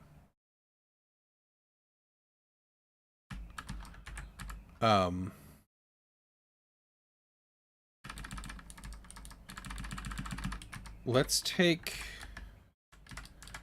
the expanded out of here. Because obviously it doesn't work, even though I thought it should.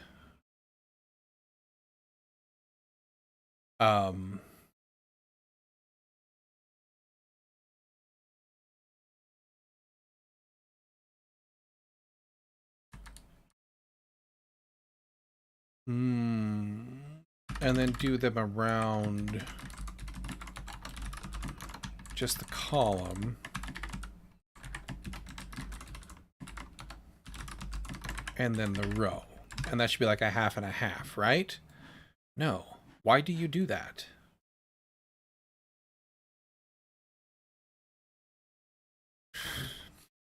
This must be something coming from the action button.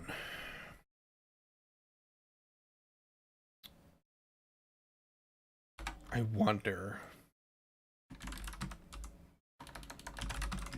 if that's interfering in some way, shape, or form. Okay.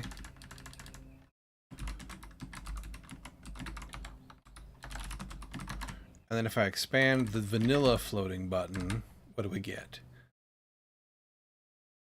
Nothing. It's still just a tiny little bitty pain in the butt. Even though it should have all the room in the world.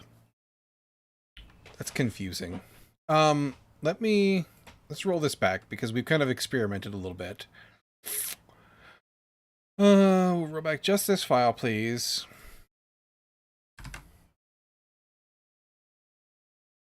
And that's going to make that unhappy unless I restart. Go to map editor, connections. Okay.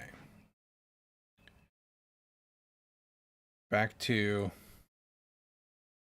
where we were with that. This guy, though.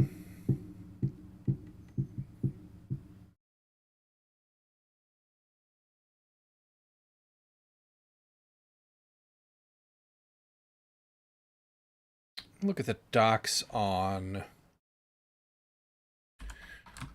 Flutter floating action button. Oh, you know what? Hang on. I had a thought. I'm okay, don't worry. Well, y'all are in the align too by virtue of that, so that shouldn't be it. It shouldn't be why you're unhappy with your life. because you're not the root. Anywho, dot extended. Let's take a look. Well, here's the regular Nilla one. When you start messing with Flutter hierarchy, you should test from clean state, hot reload can sometimes fail and give strange errors. Yeah, you're not wrong at all. And I might have missed something in there, but the points where I was confused, I believe I was pretty good about reloading.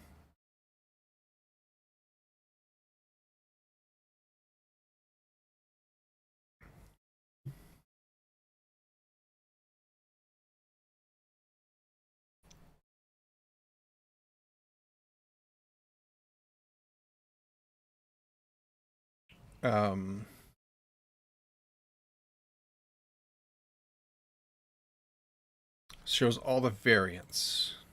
Let's look at the variants. Where and what are you? So extended, all right.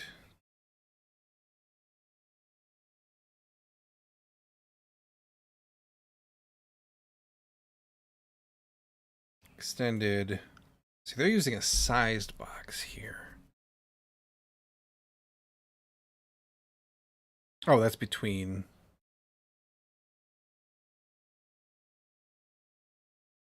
It's right there. Okay, so I don't care about that.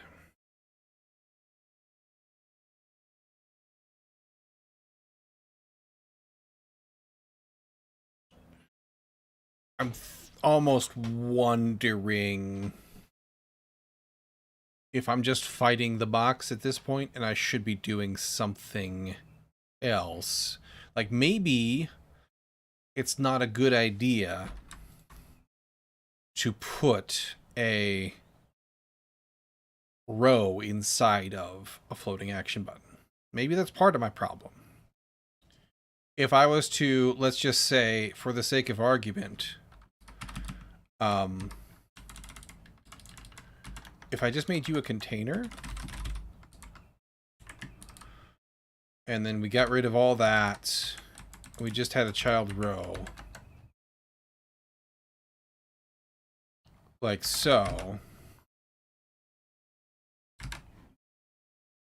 Reason is Flutter widgets are actually real widgets in their guidelines for the platform render. Well, I don't know anything about Qt or GTK widgets, so I'm not bringing any assumptions in that regard in. You don't know why you're a container. That's fair. But also, interestingly enough, it's looking mighty similar if you're just a container, which kind of makes me think I'm missing something else at some other level. Interesting. Okay, stop. Just quit it. Your console spam is the most annoying thing. Null check operator. Weird. Actually, I wouldn't even need a container, would I?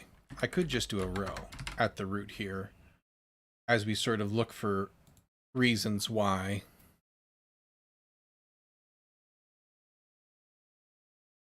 Reasons why things are the way they are.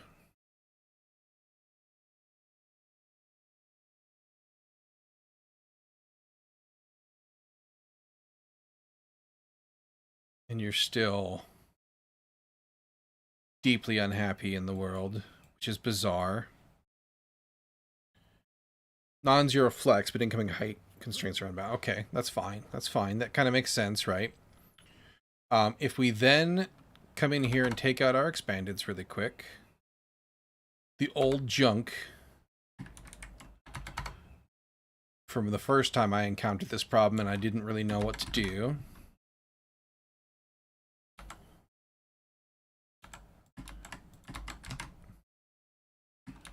Another extra there. Okay, so now I'm back to something that looks sane. And you behave kind of as I would expect. but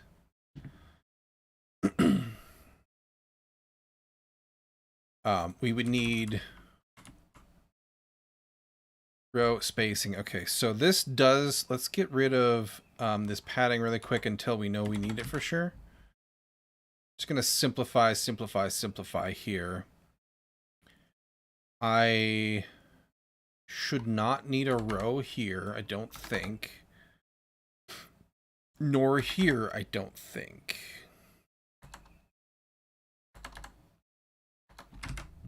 Okay. Simplify. This column should be fine. This would need a row, because I want these guys to be grouped together, like in their own side of the world. Then here I got space between. So that should take, yes, that gets you guys kicked over there like you should be. Okay, perfect. I don't know what you're saying is overflowing. I think that's old. So I could do a container around you, right? And give you color, theme of context, color scheme, secondary container? Is that? Nope, not quite. Were you a primary container color? Yes. Closer. Okay. Now we're discovering why... Oh, that's my overflow up there that I gotta fix too. Okay. Now we're discovering why I had padding, right? This padding, though, around here, I think the parent should be responsible for getting this into itself here. Let's do symmetric horizontal only. 20? Just to give you, yeah, so that you're not right up against the hard edge there. Perfect.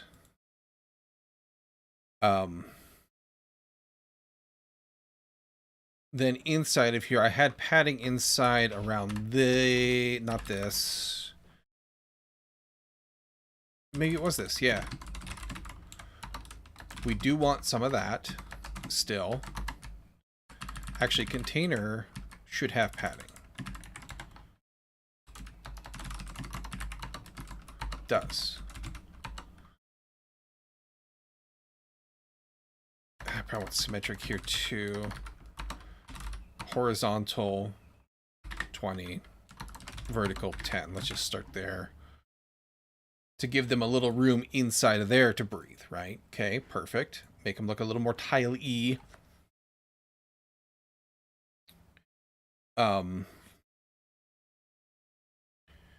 This guy, main axis alignment center, is not correct. That one should be its start. Oh, wait, no, sorry. Main axis for a column should be center. Cross-axis alignment should be start. And because we get space between, that'll push everybody over.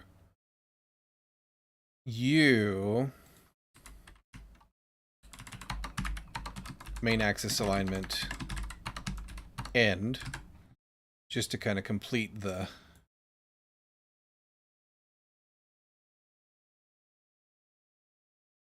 desired layout there.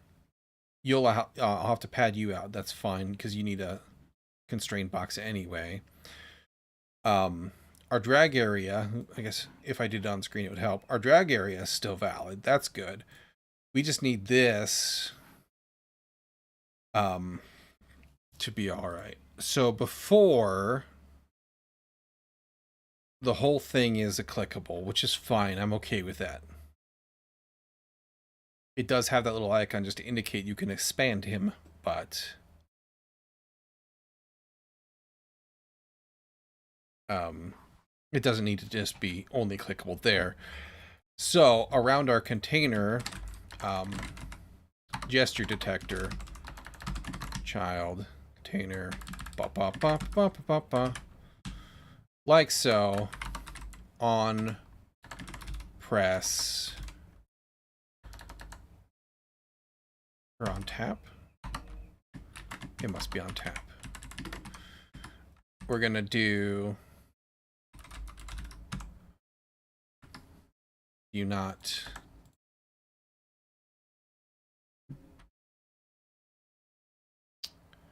on pressed. Oh, I don't have widget. I'm stateless. It just be on pressed. Gets called.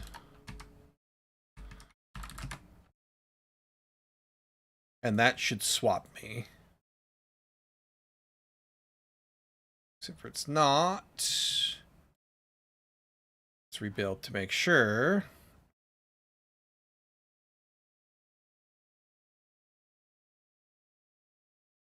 It's not. Okay. Class temperature on pressed.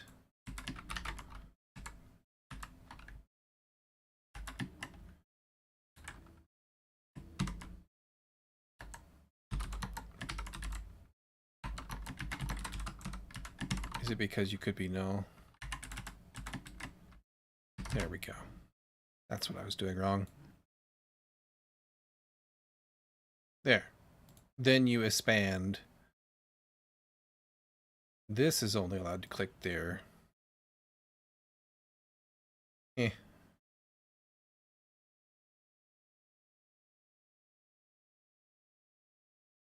If I just want to double check, stash that really quick, bring back the old and busted version. I mean, it wasn't really busted, it just isn't as good as it should be. To spend a couple minutes sprucing it up.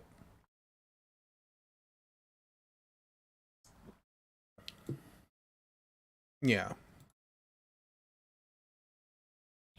You were a whole clickable before. You were actually, it almost looks like an inkwell. That's fine. We would need...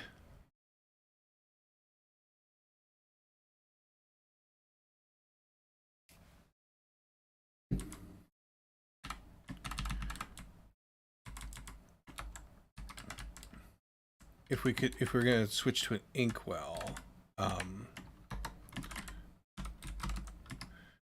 we would need...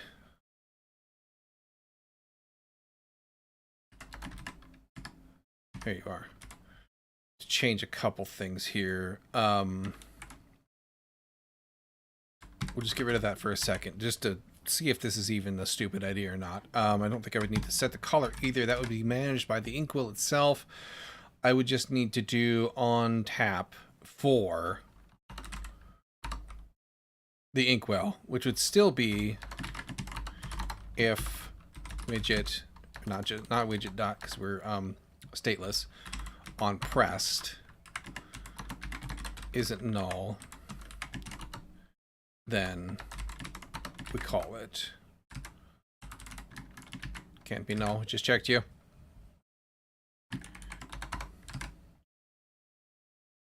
Let's do quick peek at that.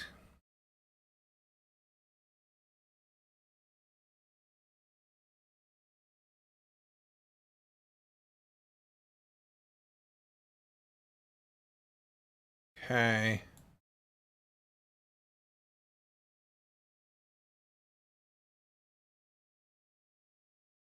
Yeah, it was totally an inkwell before. Well, I mean, a whatchamadealio. A floating action button is clearly inkwell based. It's got the same little graphic. I don't know that I care about that. I would still need to set... What is your... Splash color, focus color, hover color. I don't know where your color lives. You don't seem to have a style. I don't think I really gain that much by making it an inkwell, when I can just gesture detector it. The only thing I need to do, if I do the overflow there, I need to fix that. So that's where these should be expanded.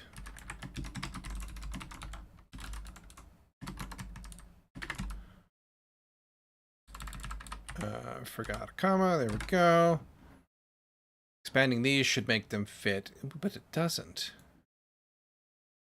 Reload just to be sure. Huh.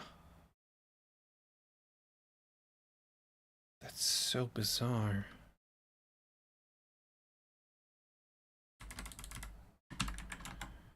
Why don't you behave yourselves when I do that?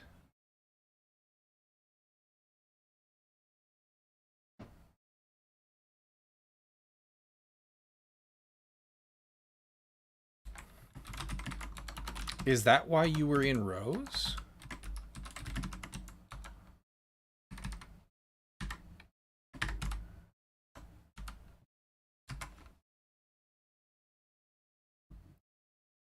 Okay, this is still overflowing, right? Should be.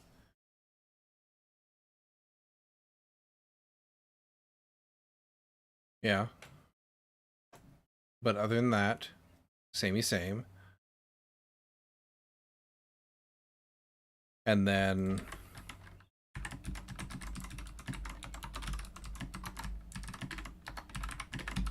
if I expanded you, no, you disappear then too. Reload to be sure.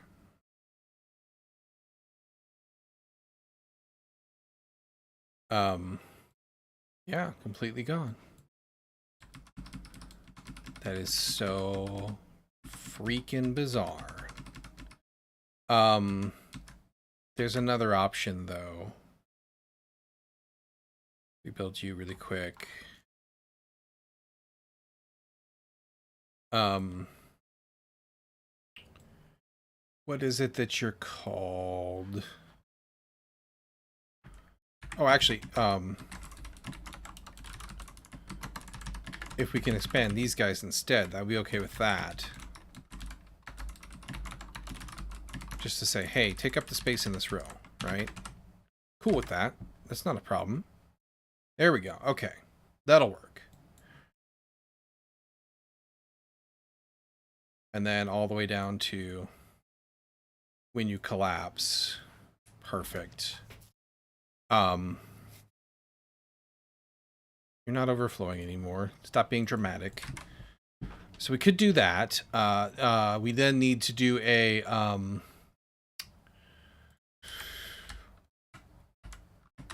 bounce region around the gesture detector so that we get our deal. But this becomes a problem because we then have to drive the background color off of a state or put an overlay color or something like that around it. So that kind of argues for the use of the inkwell, just because we'll get that stuff for free. We'll have to figure this out.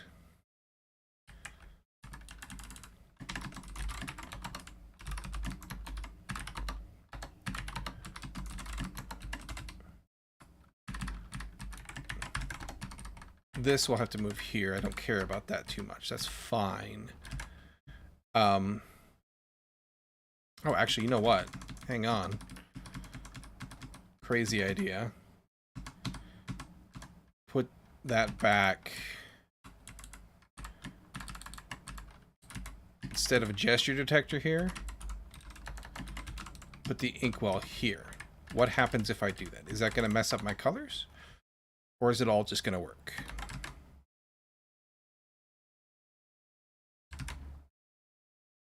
Let's do... Should we clear this out? We'll do a nice, clean, fresh start here.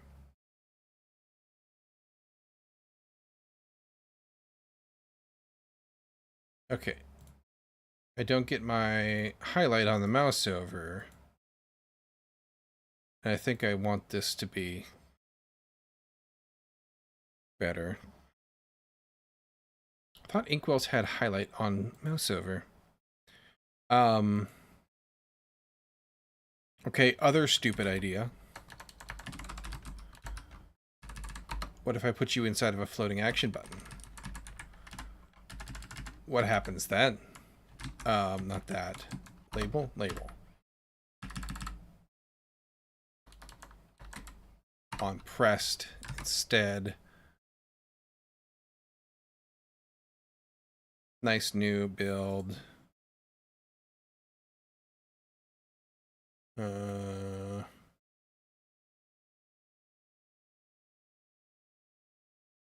You become broken. Interesting. Okay.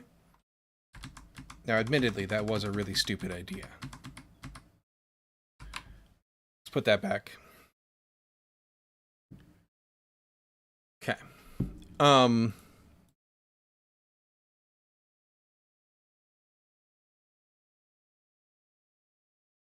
I need to make the padding the same between those. That's weird, but don't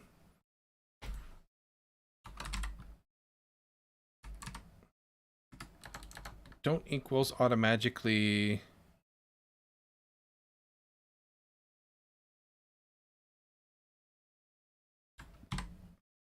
have a hover? Or am I completely mistaken? Yeah, you do. Okay. But if I give you color, I bet you it's just too dim to be seen. Okay.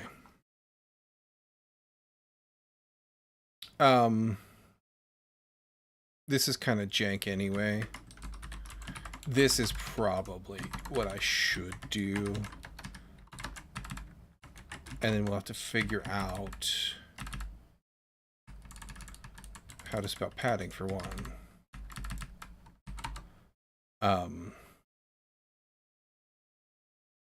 Figure out how to set focus color, hover color, highlight color, overlay color. Is it overlay? I don't think it's overlay. I don't think so, but let's find out. No, because that's the janky state property. All right, we just need to look at doc. Doc on inkwell color. Letter set inkwell background color. Have a looky.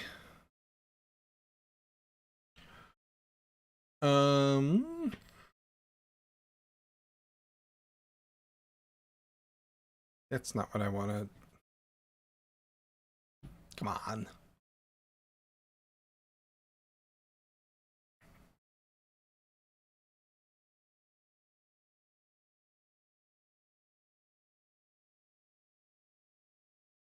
Not seeing any answers, which tells me I might be doing something dumb. Take a look.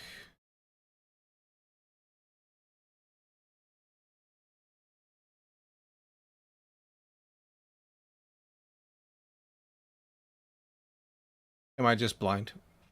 It's quite possible. Overlay color, splash color, border radius, custom border. I don't see. Yeah, there's no background color in here.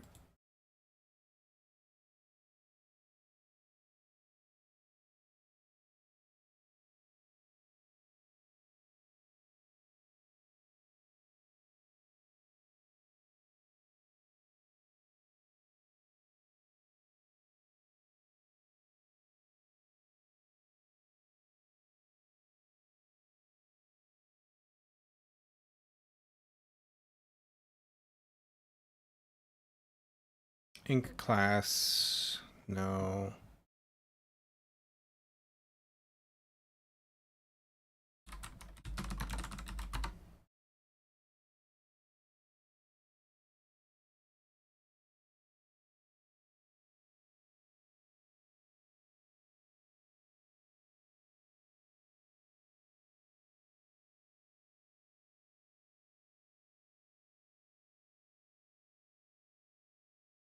Why aren't there any answers to this? I feel like I'm doing something so incredibly stupid that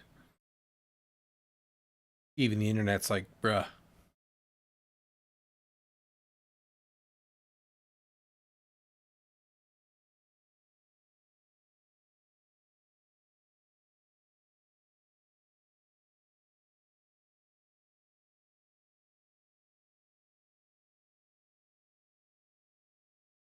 Where else have I used an inkwell in here? What was that noise? Was that in the music? Or is there something going off? I think it's just music. Okay. On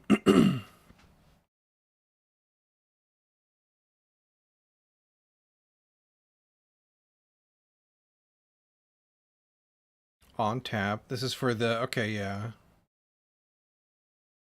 This is for the tiles. It's a table row inkwell, though.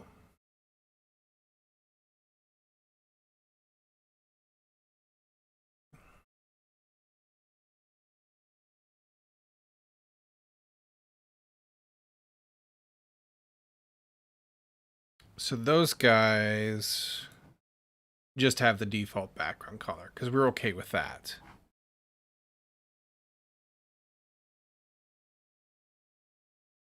Where else do I use screen tile, hover color?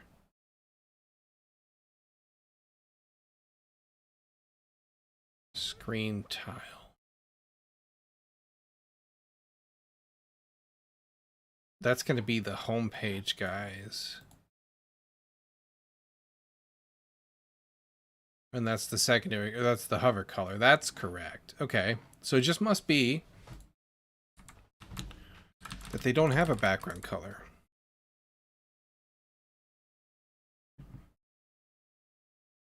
So maybe I was doing it correctly, quote unquote. Inkwell, on tap, splash color.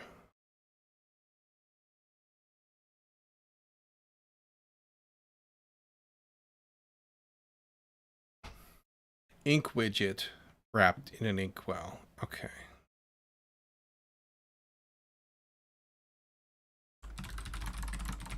It's an ink widget. Tell me of these things.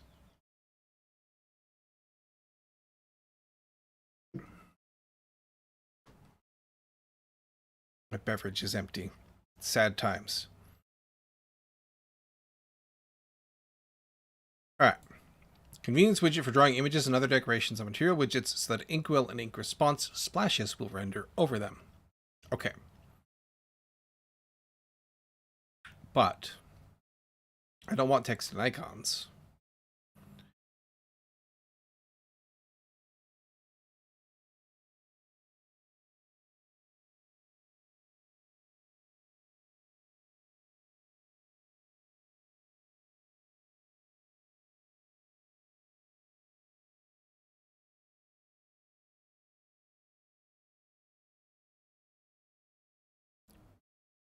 So they got ink around. They are just using color in that one.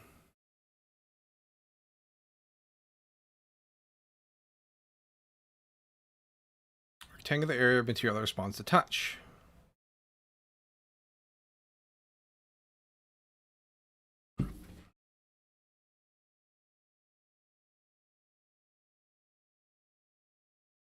Material widget is where the ink reactions are actually painted. Okay.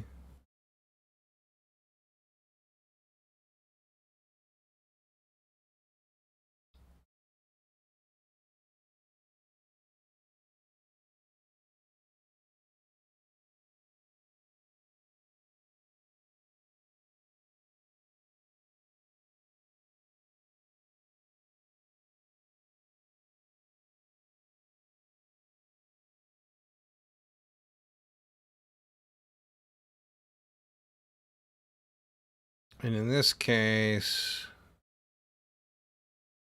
they've just done a material. Okay, so we can do a material around you.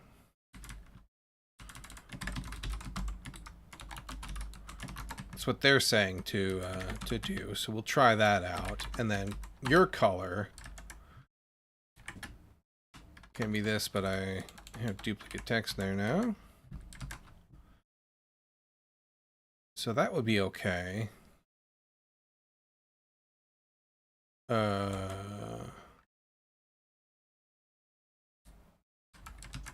What?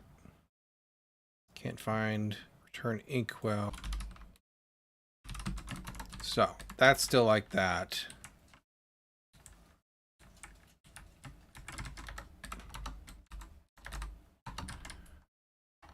Make you the color, not the overlay color.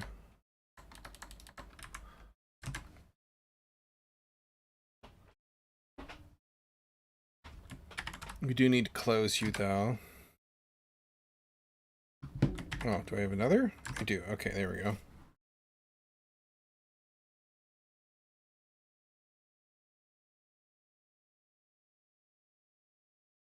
Let's do a restart just to be sure. Okay.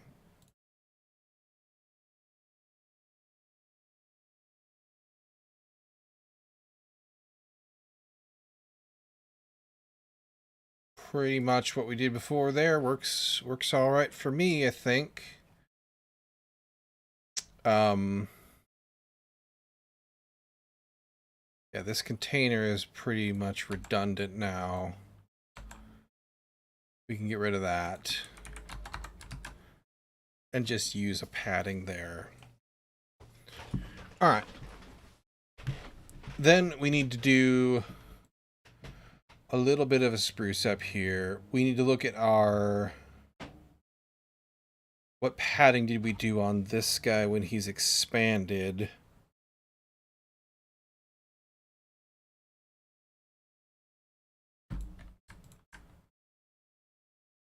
We did 10 and 10, but I want this padding also to come out because we just saw why. The parent should be setting that.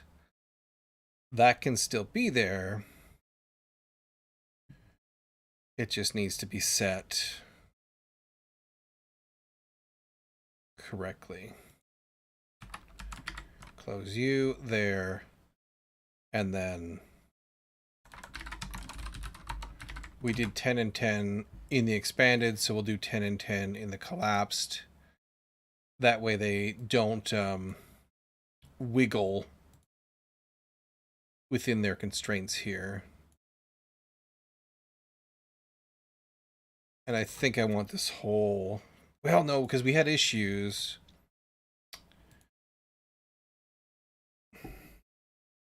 We had trubs where clicking this would cause things to collapse because it would get sometimes pass through. That's why we switched away from that. Or am I crazy? I thought that was the thing.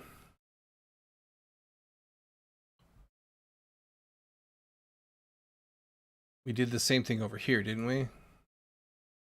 No. Oh, but you don't have editable text up there, so yeah.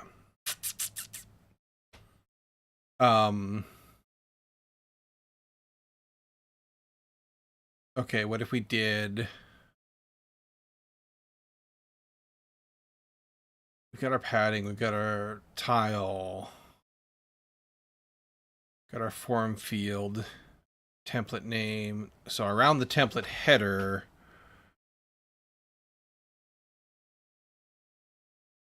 it's actually above the template header, right? Draggable, yeah, it's here.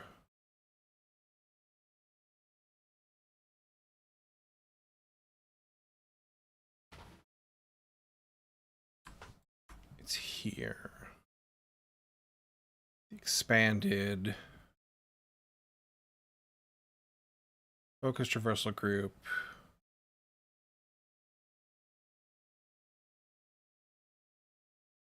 Why did you get put in here? You don't belong in here. Oh, wait, no, never mind. You do, because...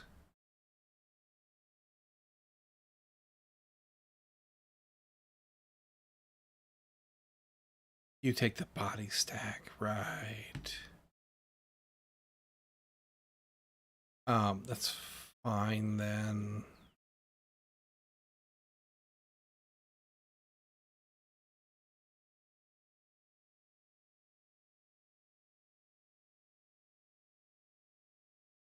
So we've got a container here.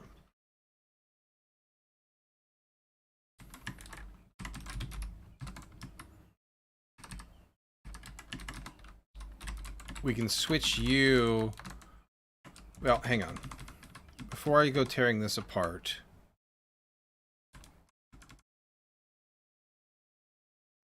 we'll put the padding out. Take the padding out, rather. We're going to do... collapse, template, tile, connection. Yes, okay. Give the template, connection template, a maximum width so they don't look weird if you expand them. Simplify the collapsed connection template widget. Hey, create deal. This actually just collapsed template widget. Move paddings around the root of that widget to the parent. Well, root of our template widgets. Okay. Now I can easily roll back if I decide I hate where this is going. This. We still want the internal padding to be a thing and to be the way it was.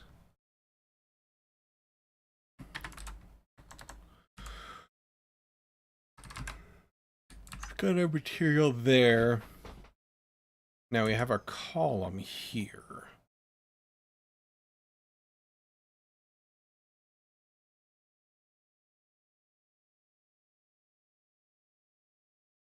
Template header. Expand less on, expand tap. So it's going to be this row right here. We're going to wrap this in an inkwell. And this is just going to be an icon. Like so.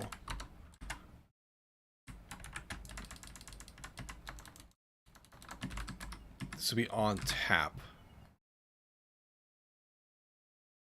Let's rebuild to make sure we got the new freshness.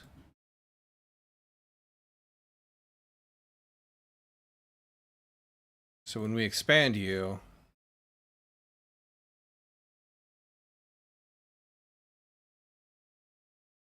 then it'd be just that. If we take the padding out from here, though,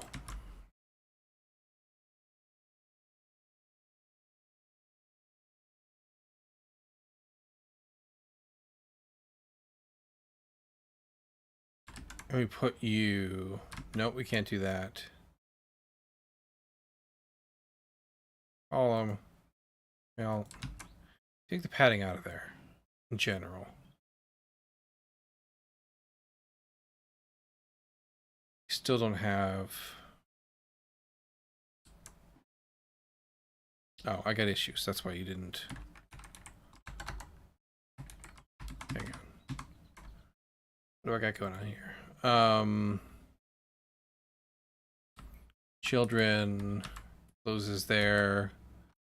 Column. I need to close. Inkwell got closed. Column. Material. That.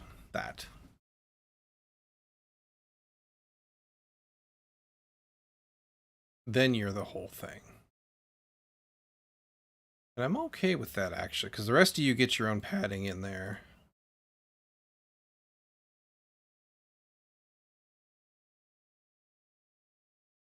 Yeah, let's go with that. It's just a little bit bigger of a target, and it's easier to, if I'm here, I can collapse it again without going way over here.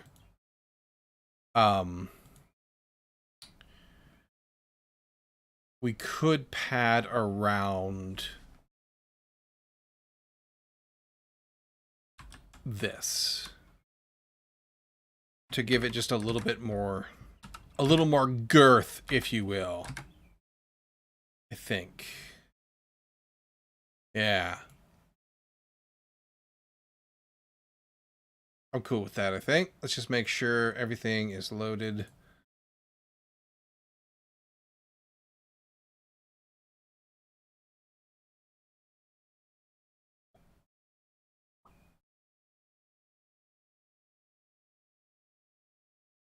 Have to go now. Thanks for streaming chat. Hey, have a good night. I hope you made some progress on your RPG. Good luck with the bug squash. Gonna have fun? I'm trying. Trying on both accounts. I'm pretty pleased with how things are going, realistically. These little tiny things kind of drag you down a little bit, but like the UX improvement, it's well worth it.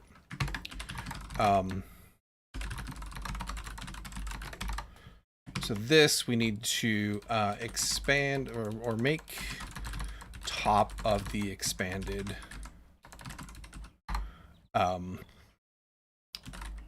connection template clickable to collapse instead of just the button, the fold button. Oh, I want to double check though. Yeah, that's still pretty distinct.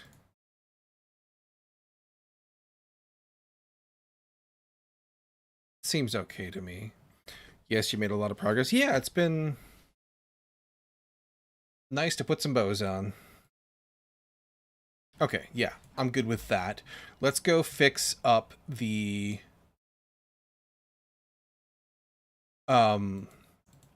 rooms to be the same.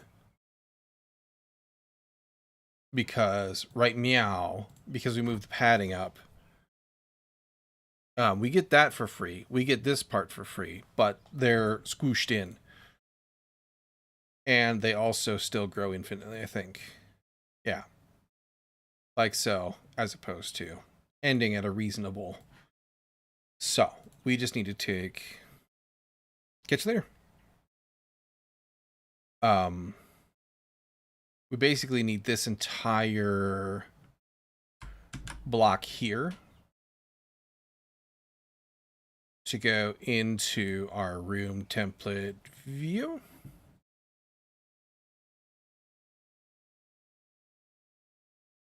And we ditched the container entirely, right? Yeah.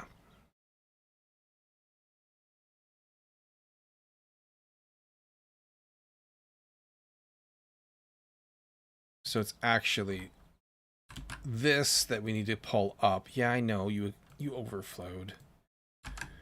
That needs to go there. We need to make sure we close the constrained box like so. Okay. That gets us an ending point. Excellent. And then we need to go grab this and put it around this one. And also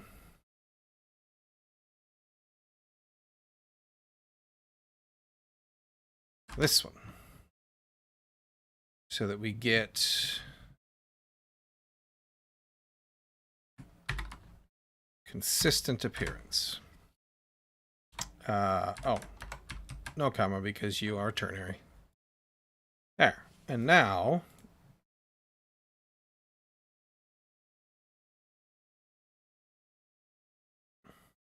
Whoops, that's not quite right, is it?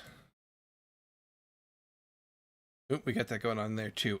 We need to make sure we pad. Well, hang on. Let's.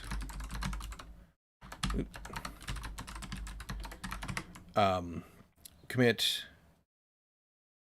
Unify padding and max width cross room and connection template lists. So let's go take a quick look at the expanded guy. You.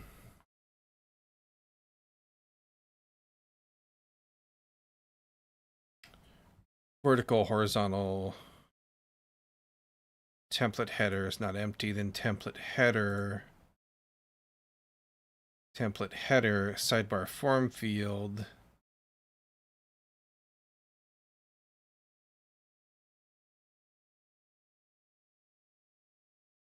Put decoration. Where are you getting your left side padding? Oh, from sidebar form field, I bet. Top, bottom, left. But I got to be careful with that. Because sidebar form field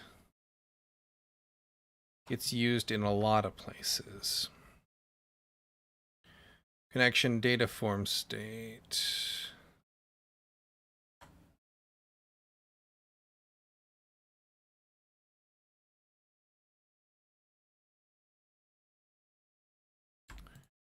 So it gets used in connection data form as well.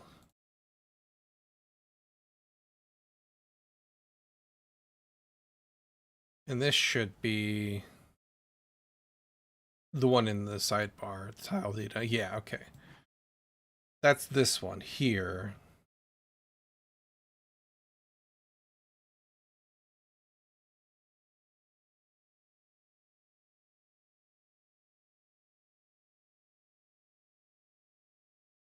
Seems all right.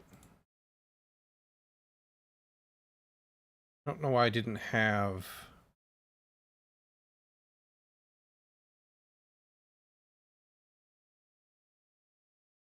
I don't know why I didn't have that before.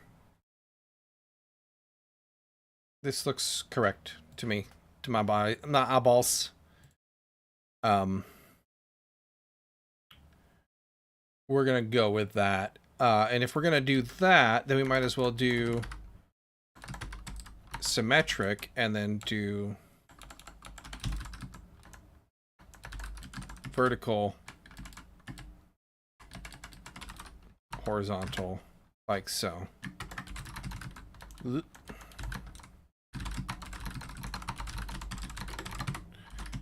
Fix missing right. Adding on form fields.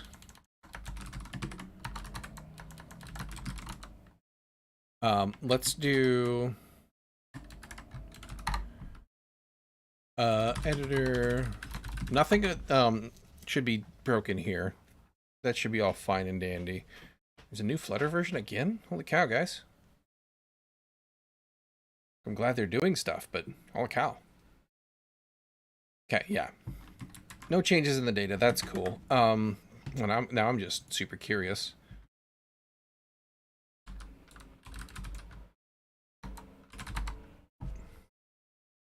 Let's see. Last time we found this, it was in the repo under changelog. Oh, you know what? This is probably this. We didn't apply it, right? Because we decided it didn't matter. Am I just forgetting?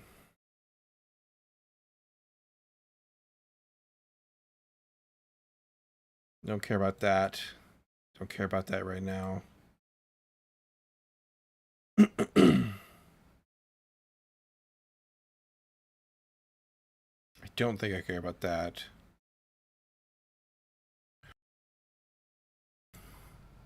Not right this second, anyway. Yeah. Okay. We'll leave it alone for now. I'll get around to it. Okay, we do need to fix, though, hopefully the last overflow we need to tackle up here in our bar.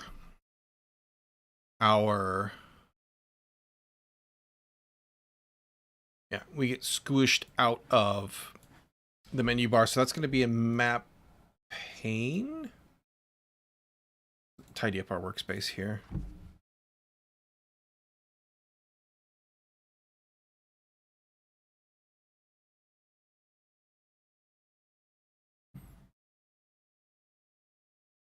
Up top here.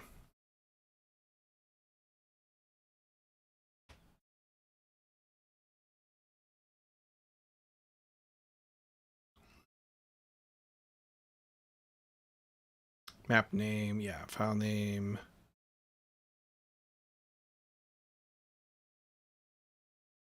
Apply, cancel, here we go. So this row here.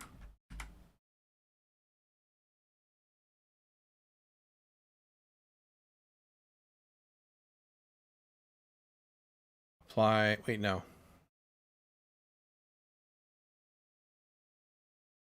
That's the top, that's the header. When you're editing, right here. There we go, save. Reset, there we are.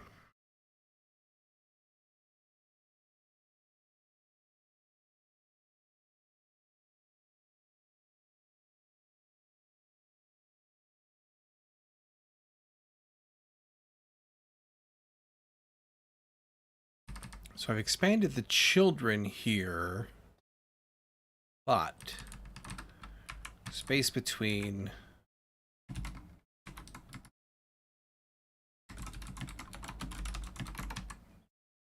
I think I might need to do the menu bar itself, or rather both of them, so that they corral their children inside of their constraints.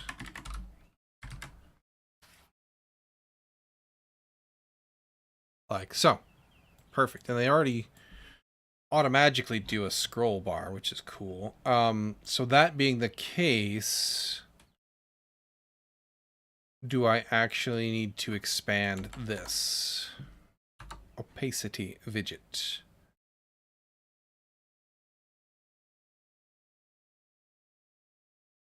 Or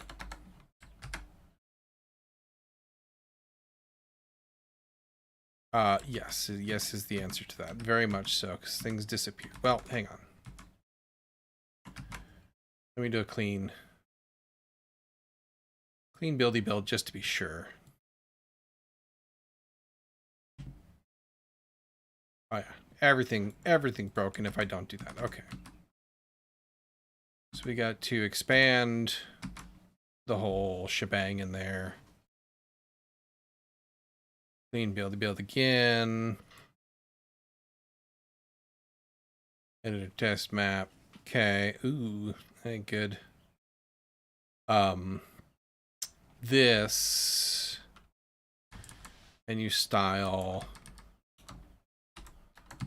is there? Yes.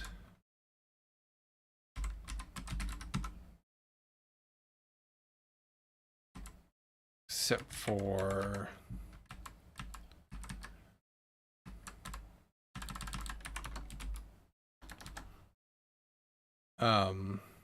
style.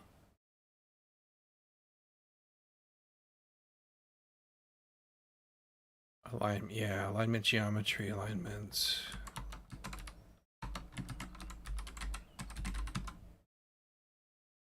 It'd be center right is what it would be, I think.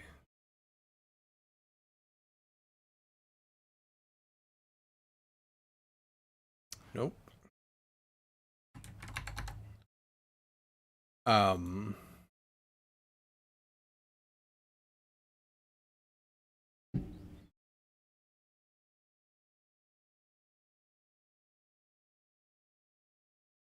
Children controller clip none style.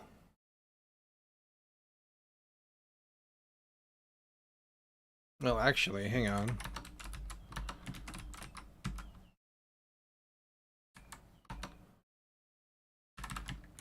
If I just clip them,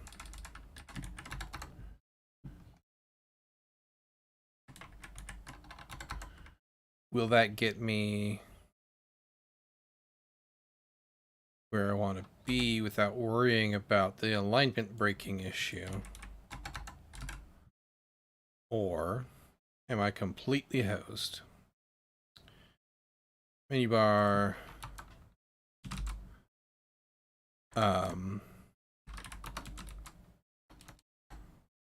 We're here, right? Yeah, clip behavior.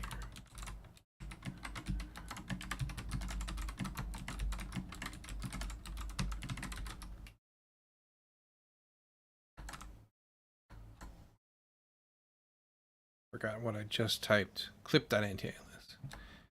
Clip dot.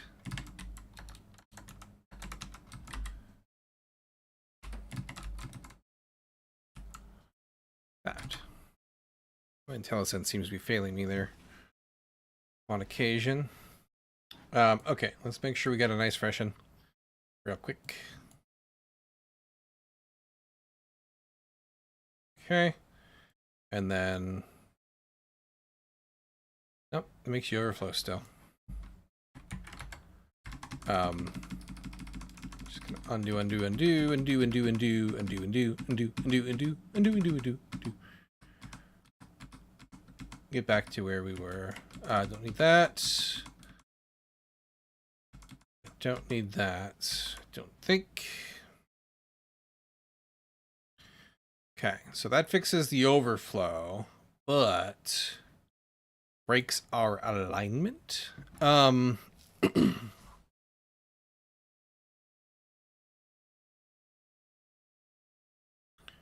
bar style. Let's actually inspector it real quick.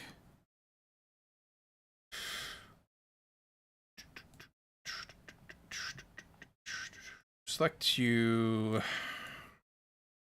Yeah. Okay. Y'all share spots, share space nicely, as you should. But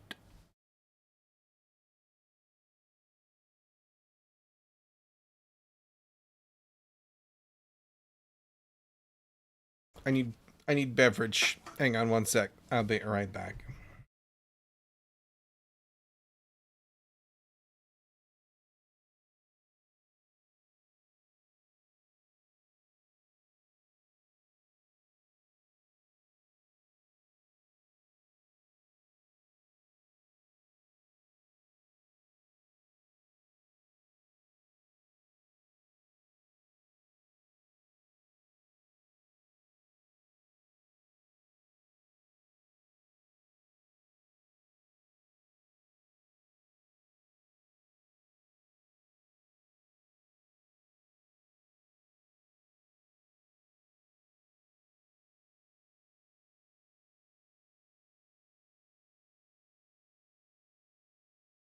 There we go.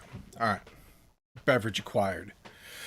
What I want is the same thing we had with Rose, where I can align my children as I see fit in here. Beverage.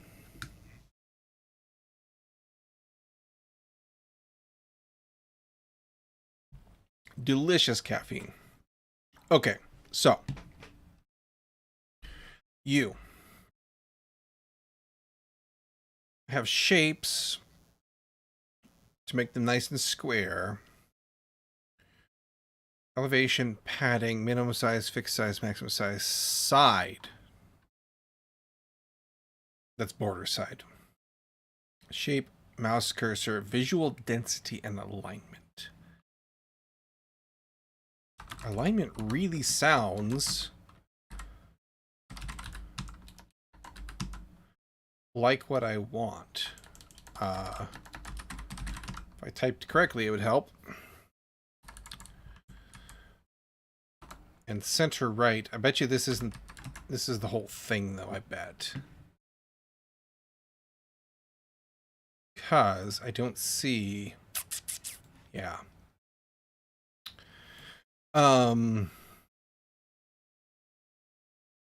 I could do...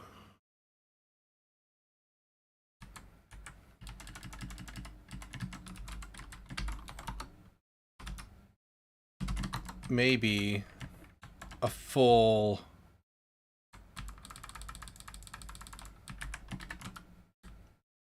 align, but I'm gonna have the same problem. It's not gonna align the children because these guys both share half, and aligning this within the parent isn't gonna do me any good. So that's kind of a non-starter there.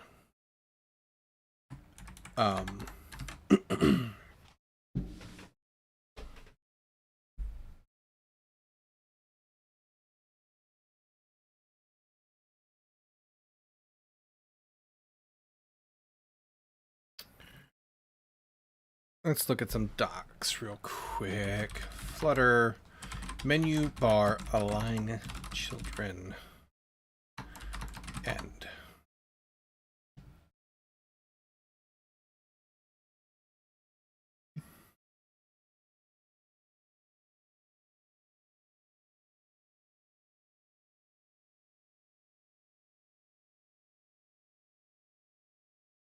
Oh, there's a directionality widget. Okay.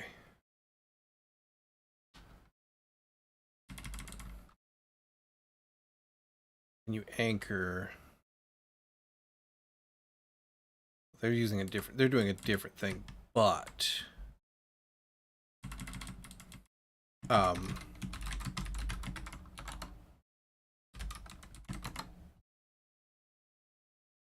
yeah, okay. I don't know if this is gonna work.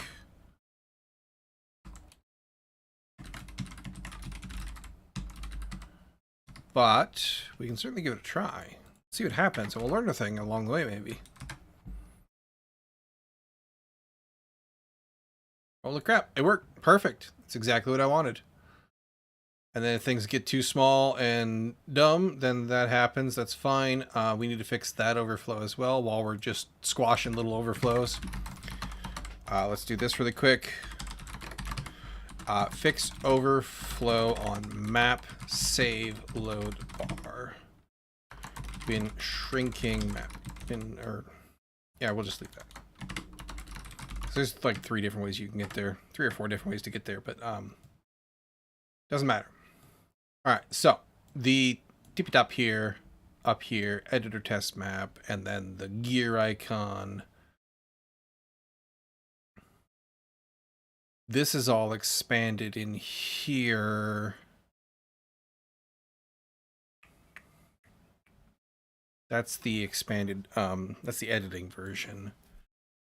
I want the non. It's going to be after this. I want to do that. Right here, row. I don't want to expand that, I don't think. Hang on. What's my ultimate parent here? Could I do you?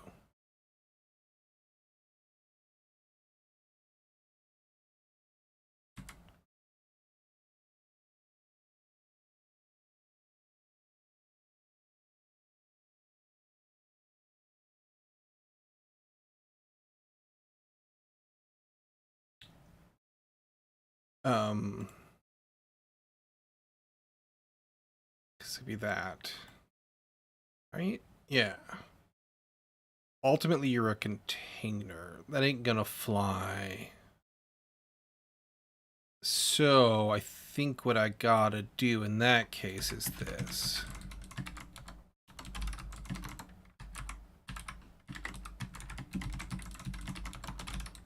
To tell this guy and this guy, y'all need to be big.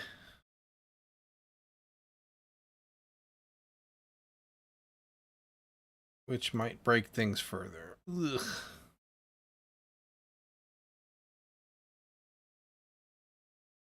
That can go away. I need you to come back. There we go. This map does break it. Okay, so I can't do that. It's annoying, but not super unexpected.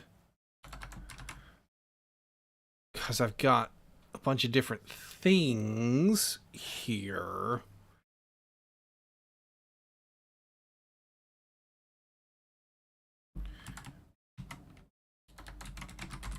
I could tell you to expand within that row.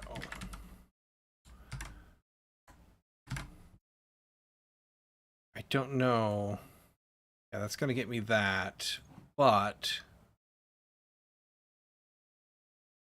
we can recenter a line in here.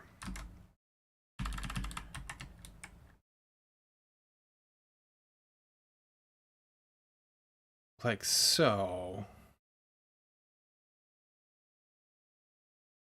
And then, well, you're still going to overflow though. So it doesn't solve the problem. Problematic. Center.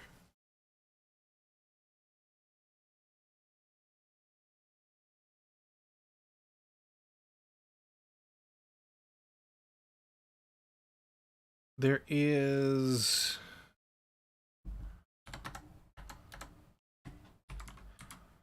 What are you called? Flexible? No.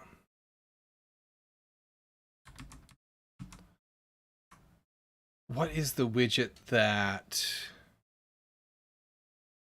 allows you to pop down? We use it over here, I think, for these guys, for the spot DCs, so that they wrap down. Template bar, expanded template tile. No. Connection template. Down here in the... Ooh, too far. Use DC. Sidebar form field. Skill selector drop down.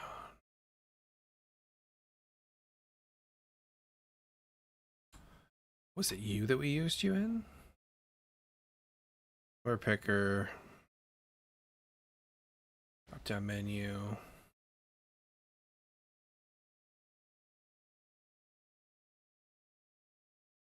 Wrap. That's what you are. Or you're a wrap. Spacing and run spacing. Okay, so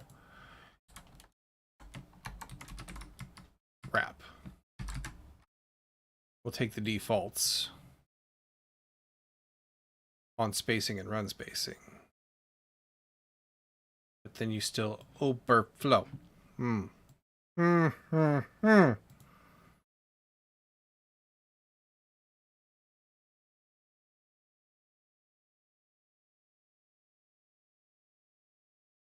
Horizontal, both the children and the runs are aligned to the start.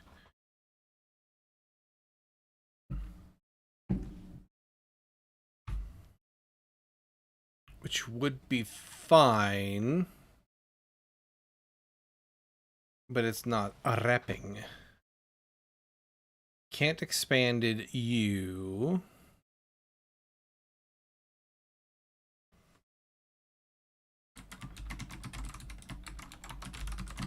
I could, in theory, expand you.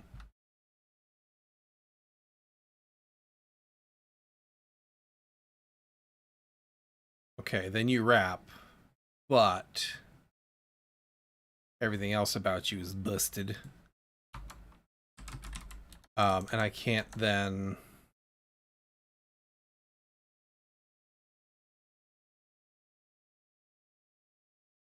I do have alignment. Wait, hang on, I saw cross-axis too. Cross-axis alignment is wrap cross alignment. alignment is wrap alignment start. That's not what I want.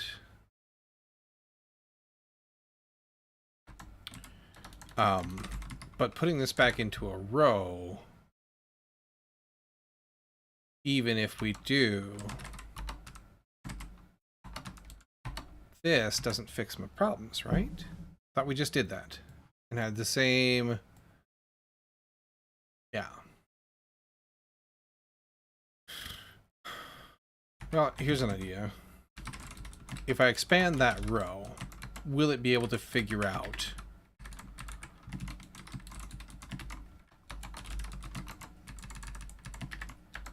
where these guys should be then? Yes. Okay. So now there's that. But I don't want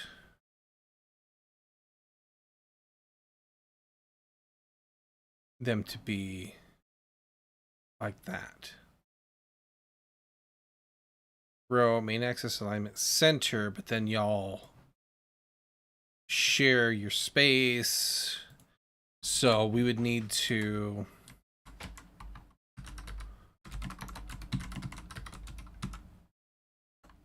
text style.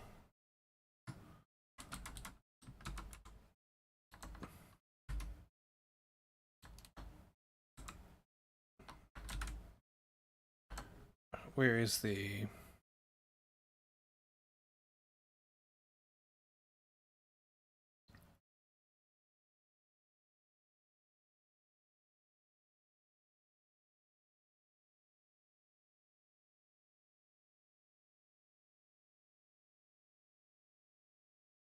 Guess it's not in text style. Could do an align and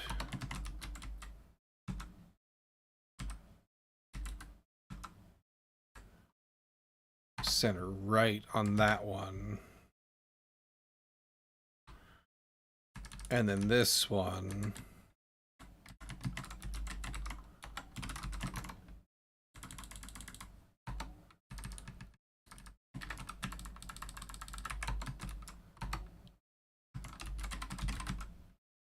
Center left to put them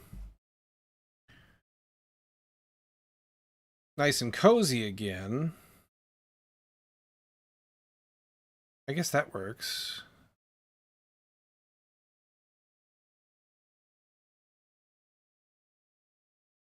Like, it's just about graceful degradation, right? You shouldn't really be trying to use it that small. We just want it to be not overflowing. This also we'll do 8 and 2. Oh no, it can't do that because then that'll, yeah.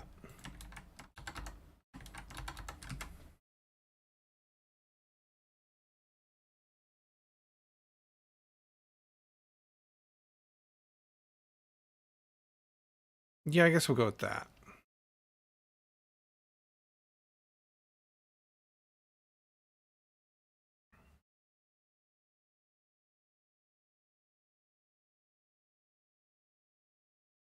Center. That's fine.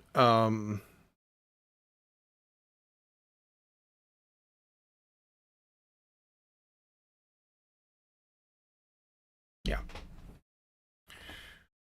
What were you talking about? Oh, just Restream telling me that my connection sucked a little bit ago. Cool, cool, cool. Yeah. We're gonna go with that. Fix overflow in top label set map name edit name area. We'll call it that. That's fine. Okay, I think that will fix up that issue. Let's go review what we were saying about it really quick. We made a bug, right?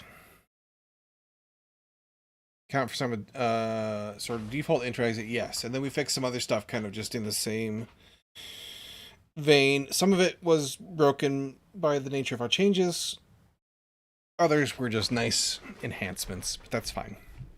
Let's make sure. Let's look at our to-dos. Feed config, that's fine. That's fine.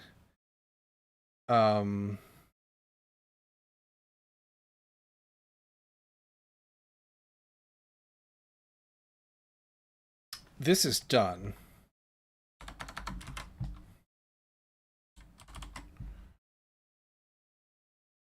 That's still a to-do. That's fine. That's fine. Press this into files, and if this is not my to-do, that is a Flutter to-do. Okay, so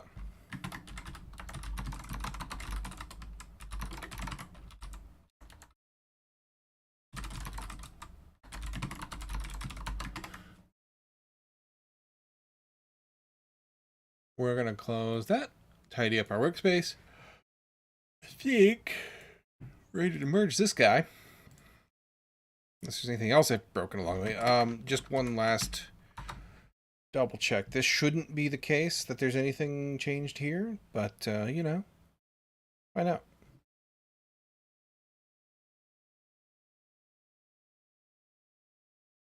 Cool.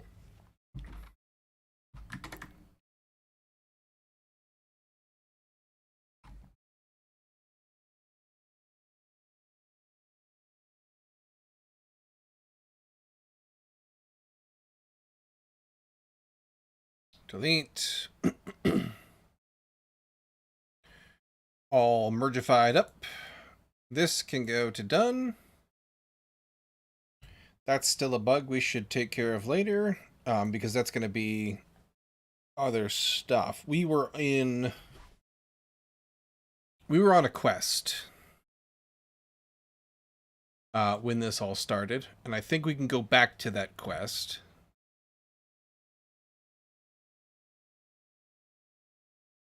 And I thought we had a thing for it.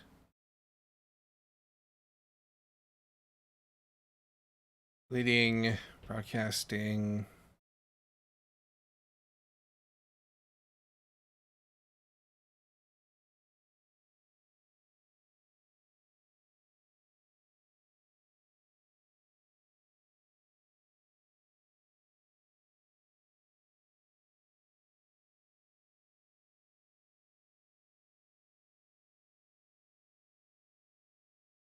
That's fine.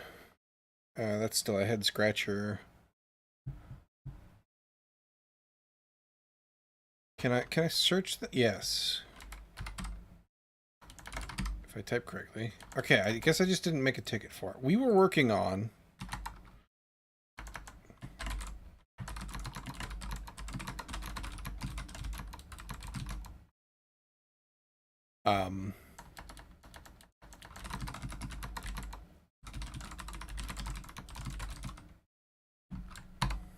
we were building a gym map is what we were doing. And we have a branch for that already. Build gym map per server. That's how we wound up knowing that everything was all scuffed. We tried to consume it, found out it wasn't as easy as we hoped. So, we're going to do this.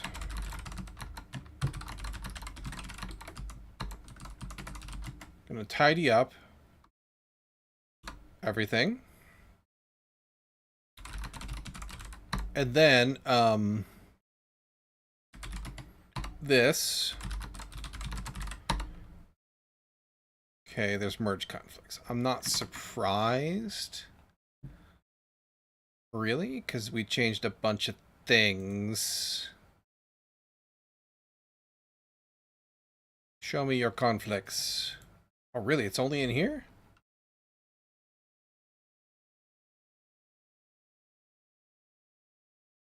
Ah, yes. Okay. I'm perfectly okay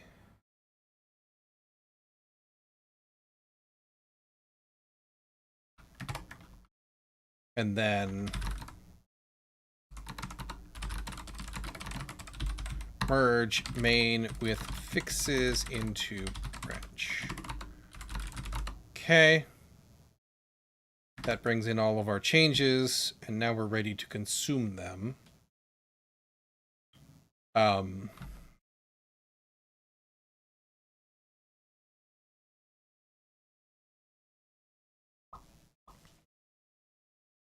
on. Do a build. We will need to further edit our template here because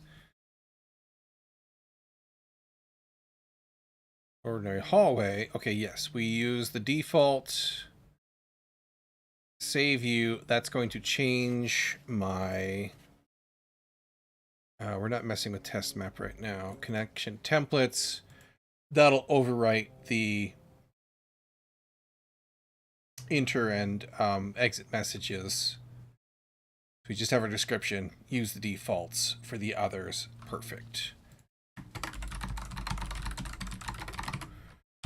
Use default messages for our new hallway template.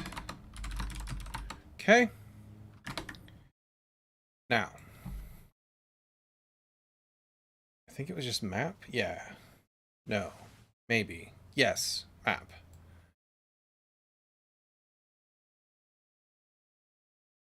We don't have... That's right, because we deleted the server map, because it was just a duplicate of the test map anyway, pretty much. Other way around, but... It's time as a useful thing has passed. Rooms, ordinary gym room, K, yes. Alright, so we had issues with applying templates and other things. So let's go ahead and build ourselves a section here. And then we'll do like maybe a hallway here into another section here.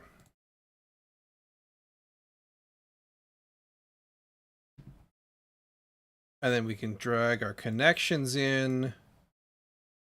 You can just be... Oh, description field may not be empty. Wait. How did that not...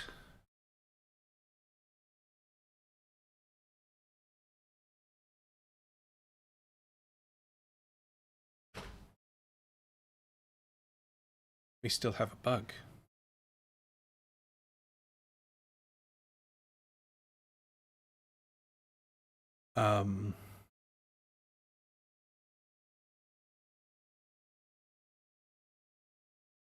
Connection template. That's going to be... Okay, so hang on.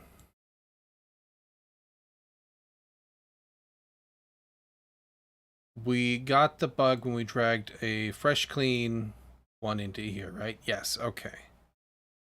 So it's going to be on the tile.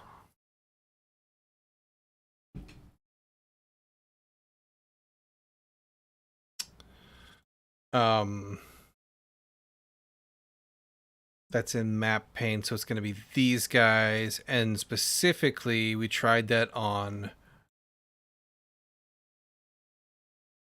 vertical and horizontal. Okay, it's on all of them. Let's go look at... We'll do horizontal first. Wait, no. Not the model, the view. Transit exit is exit message, exit description, draggable object description. That's why, because this is wrong. I had descriptions in the other. This is exit description. That's why I missed it, because it was populating. It was just populating with the wrong string.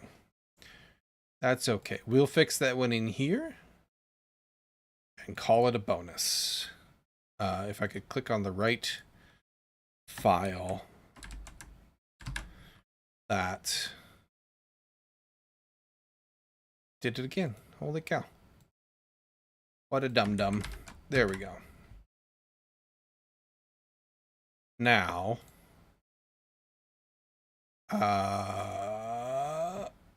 if I reset that, I can save that.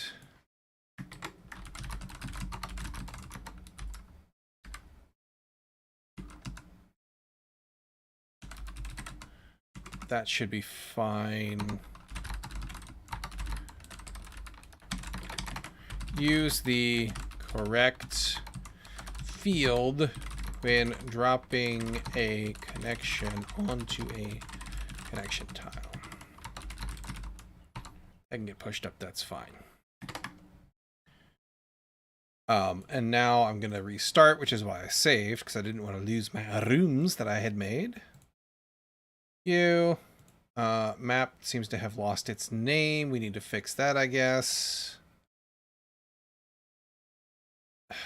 Why did that suddenly... Oh, it's because... Okay. It's another oversight. That's going to be the map file data. No. Yeah, map file data. In the model. The name, yes. And name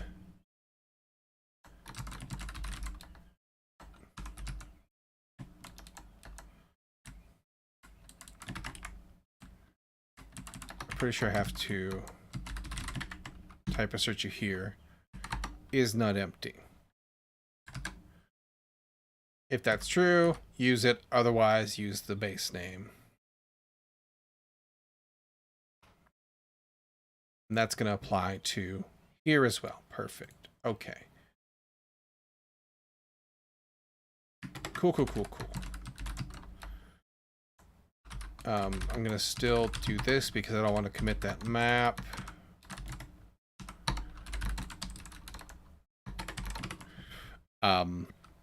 Also verify that map names aren't empty strings when loading map data, now that we allow empty name strings. Okay. Little things. And I'm actually going to test the rename right meow as I go. Call you Jim. Hit save. Let's go ahead and close and relaunch just to be sure.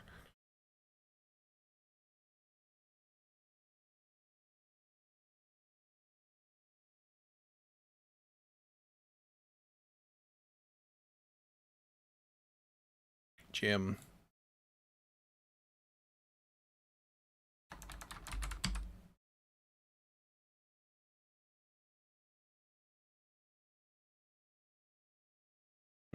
Okay.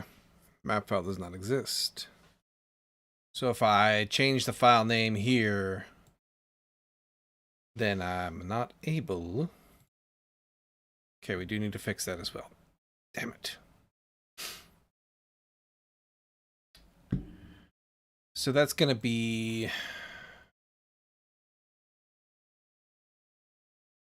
in the apply. That's going to be on map pane, I think, as well.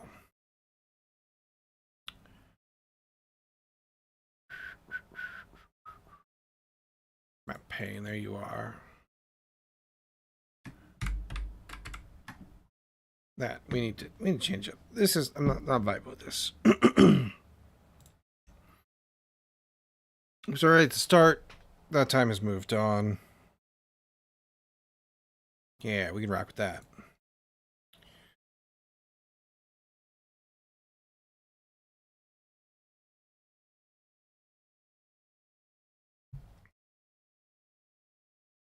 Take quick look here, make sure nothing crazy is happening.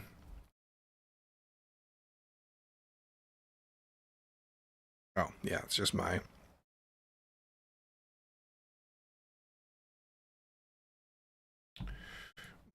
pin cord telling people that I was live, or I went live. Okay,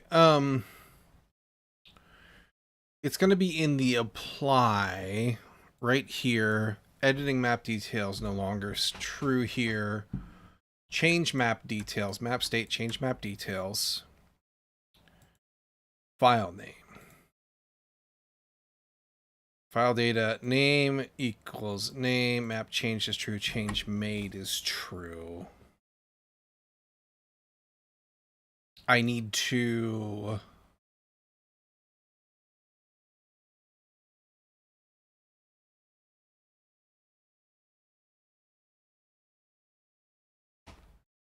File data, name.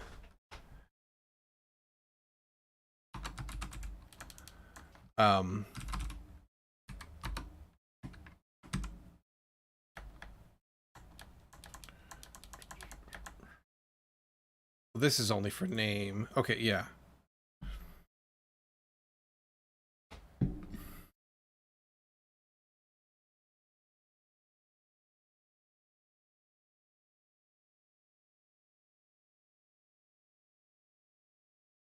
So we should have renamed you.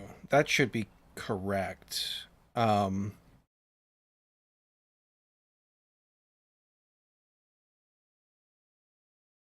need to go look at that. Code. Mongoose engine, server, config, maps. Okay, we did name it. Okay. Selected map data, controller change file name. That's good. Select map file data. File name is, no, change file name.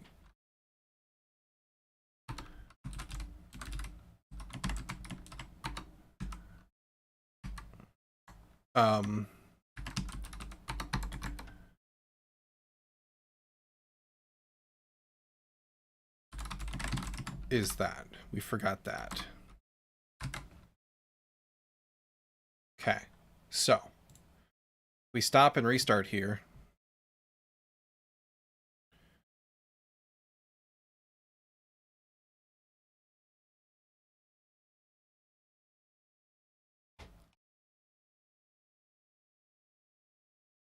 And we come up here. We can close that one. Load gym.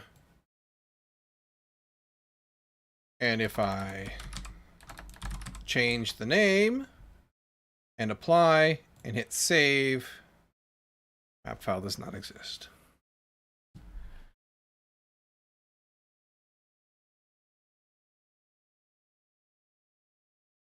It must be I've forgotten.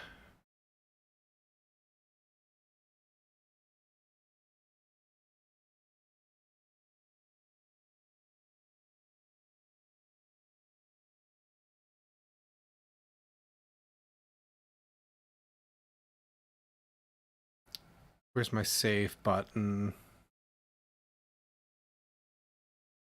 On pressed map state save map. Okay. Map controller save map.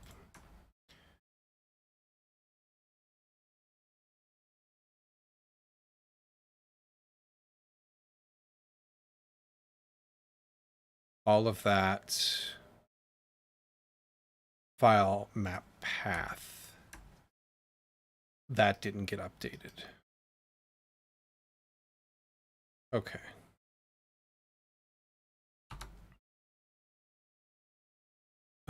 Map controller, map path.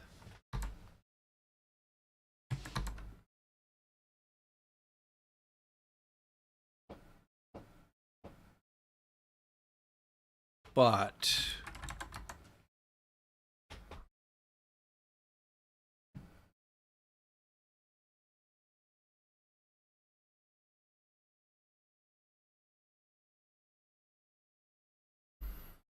map file data has a name. it also has a path, right? That's why we have you. Path. So then we can do map controller map path is equal to selected map file data, not null, path, but this can be path join that map file data file name.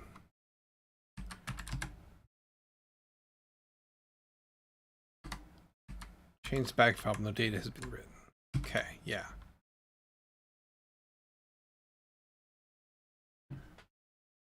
Let's try that again, shall we?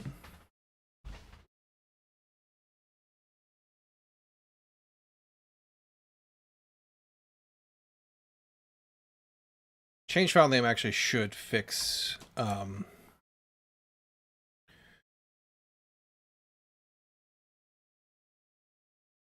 new path is that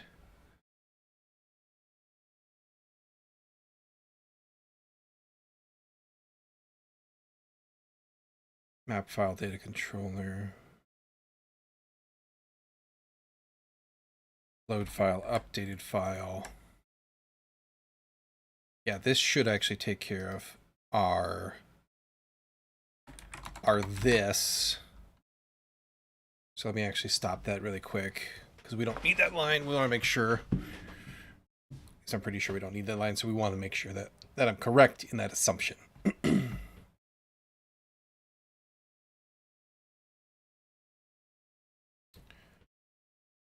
Okay, so we open our map, our gym, and we're like, hey, I made a typo here. Gym, correct, apply, save. Map file does not, what the hell?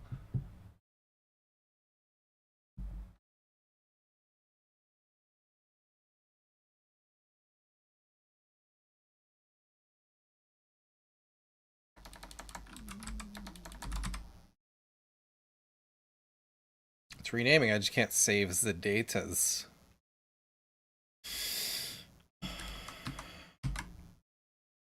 Am I wrong? Did I screw the pooch? Did this not reload with ye old correct data?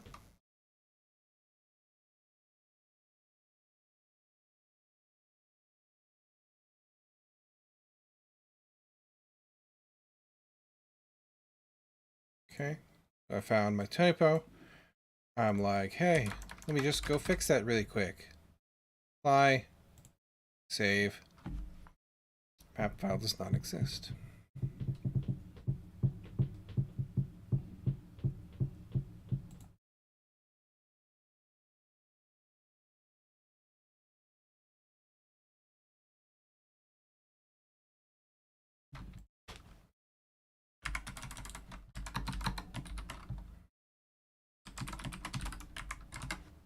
Let's beef that up a little bit.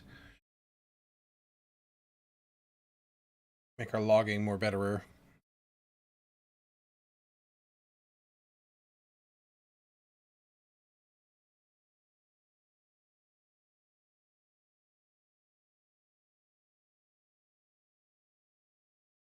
Okay, go back in. I'm renaming it because I want to, dang it. And I hit save. Ah.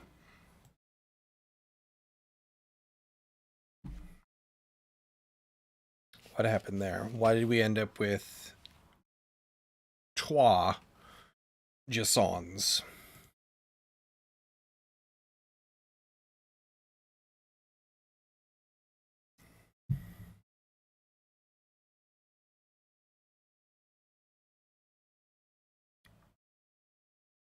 That makes me think...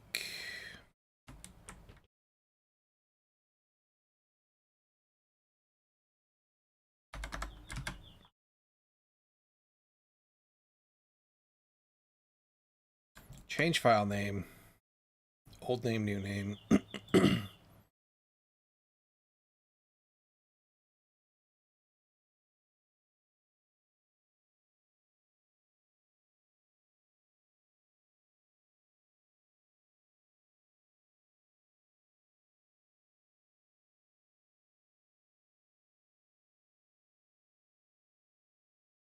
Append that if needed. New path is join. Path base, new name. That's it right there. Betcha.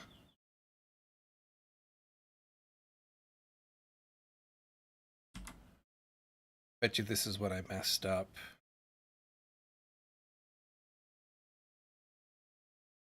Well, no. Load file.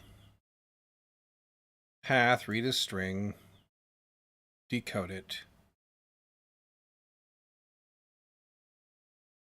Oh.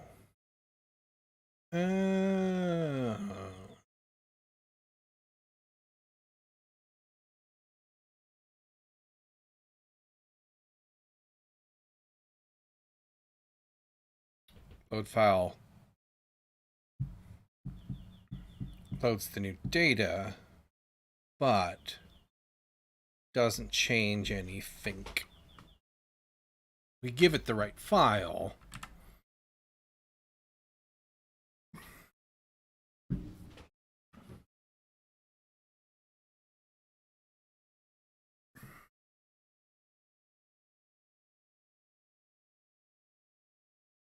So I've made a mistake here. Change file name.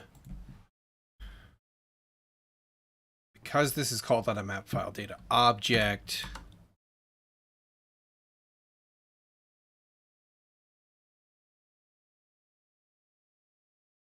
Our path base shouldn't change, but our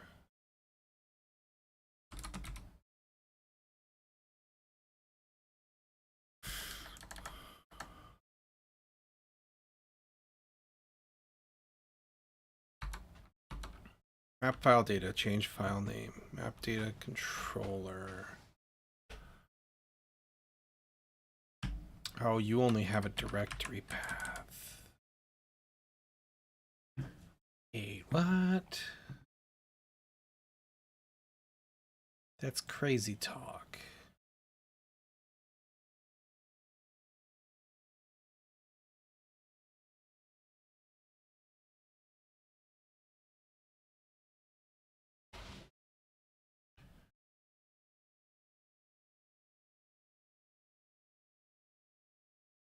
Updated file is that rename sync.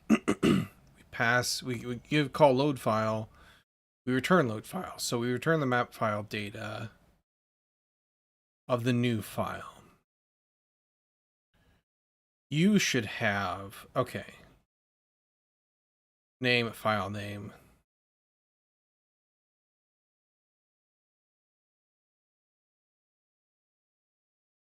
From JSON.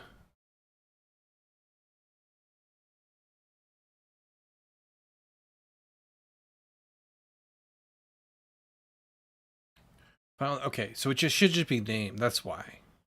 This is, okay.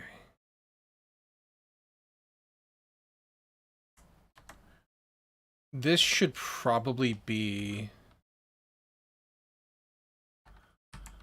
Where's name coming to that?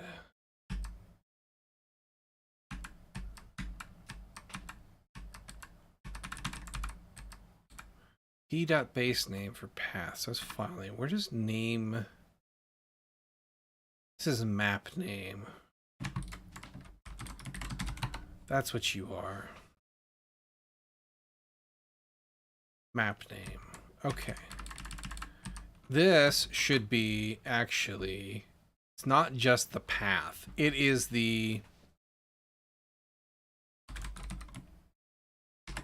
We'll call you full path. Okay.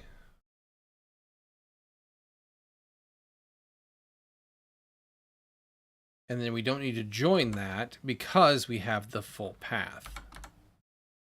Instead of a path and a file name, which makes me think that I need to join them. Okay, let's give that a shot.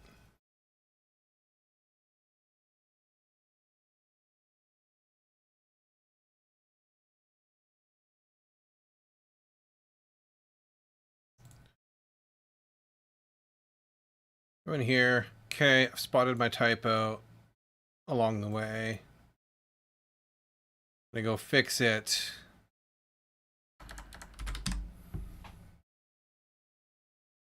Save.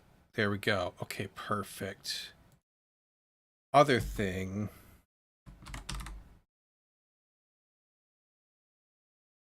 Does that get written in correctly if I change it from there? While we're here, we might as well name foo. Okay. And then I go Jim. Save changes. Perfect. All right. Let's go ahead.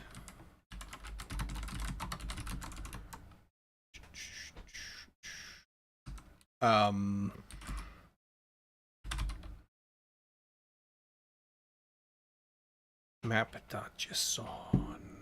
Deleted. Yeah, okay.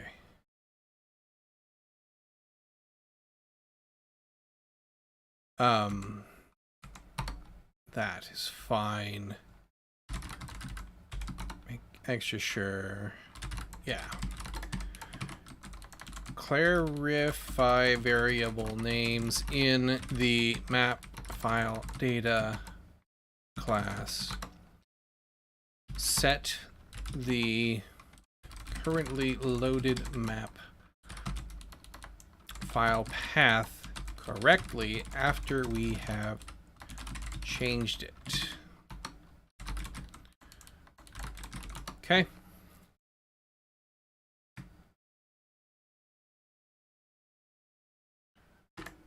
Perfect.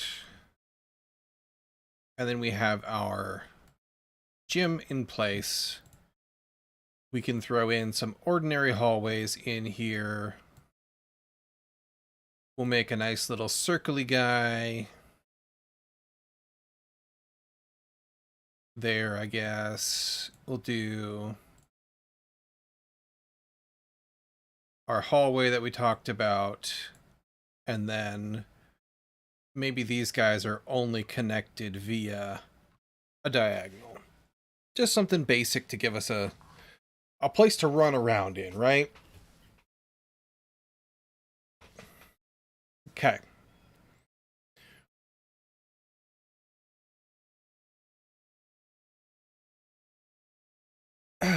Let's see here. I guess we could run around in the gym. We might as well, right? Ooh, we need to change this to map.json because that's what this server is going to load right now. We don't have any machinery in place to not load that.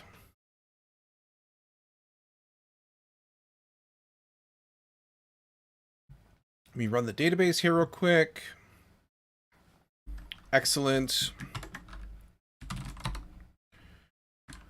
We're going to need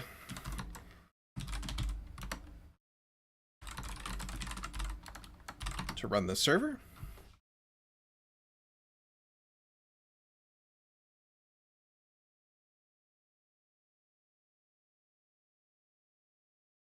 Map from file, unknown field, name. Ah.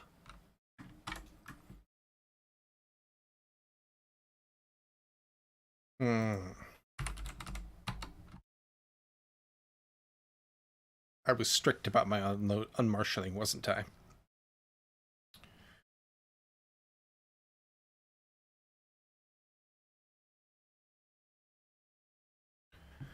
Come to me, Goland.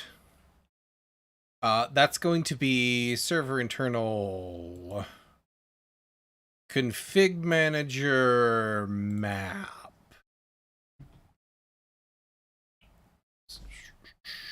And the config manager root here, read config file data.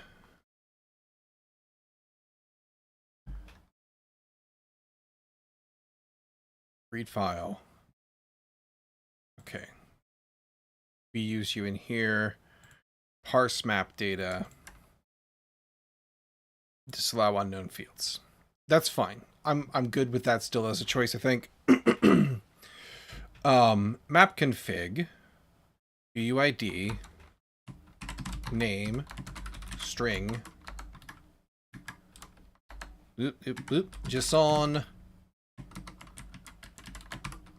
name, omit empty,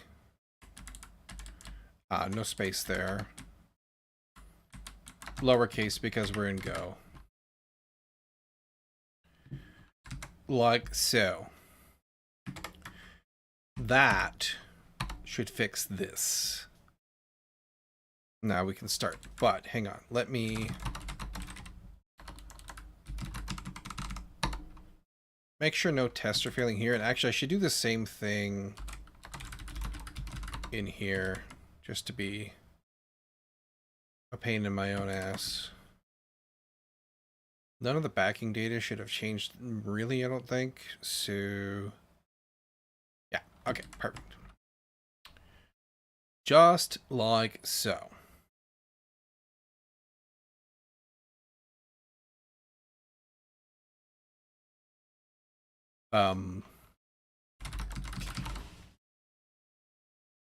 Cool.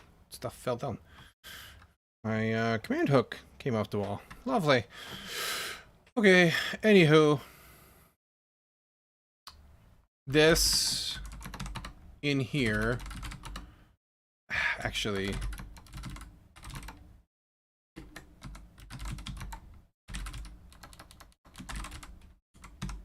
That. So we have this, add the name field to the server, config, struct, commit this,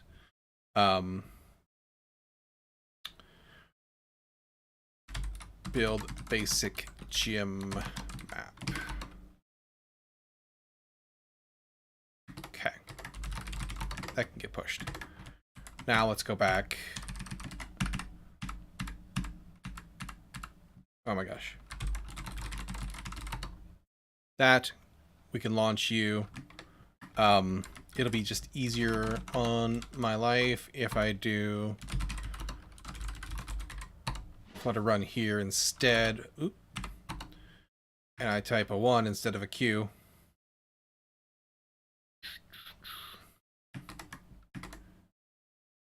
Okay.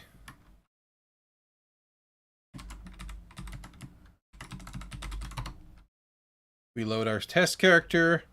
We see an ordinary room to move through, east and south. East, south, and west. We know that here we have east, east. There's a hallway, no exit to the east, right. South is how we get into our little corner there. So there's north and southeast. Now we're in the middle. Ah, we have some issues. Okay. That's why we have a gym. What happened in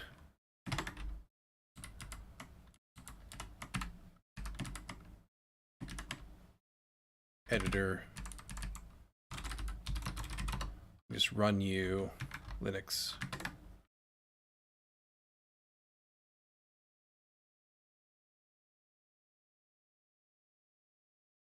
What happened here? Did our map get boogered, or something else happen? App editor, the gym.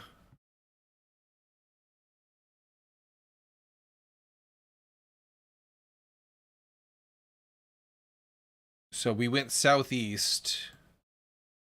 Oh no, this is just a formatting error. That's correct, because there's no connections. It should be only northwest. That's accurate. So we just need to fix, there's an extraneous comma here. So catch that before it goes.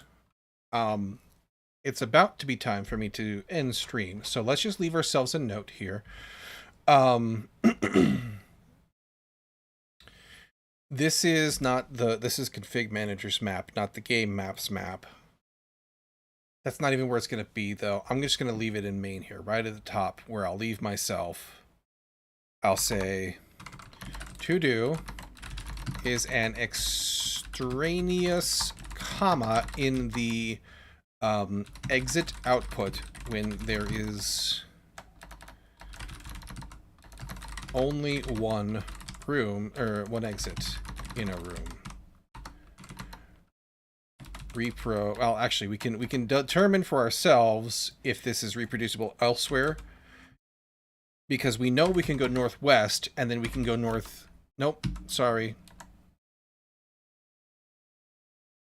I can't get to these other rooms. I'm dumb. Because I can't stand here. I can only come here. These rooms are unreachable. Okay.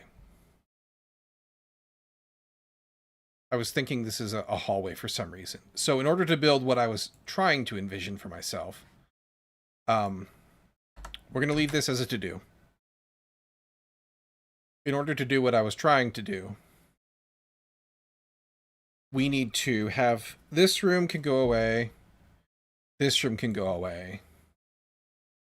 That can still be a diagonal. That's fine.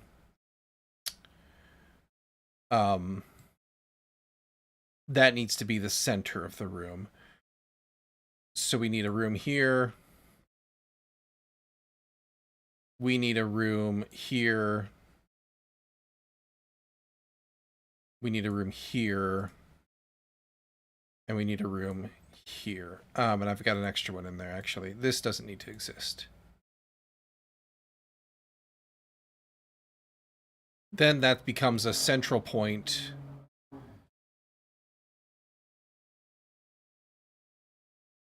I'm not sure I love apply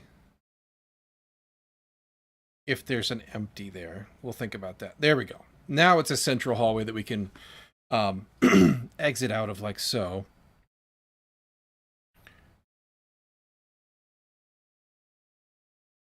All right. We'll save that for next time. Let's see here. We need to do this really quick.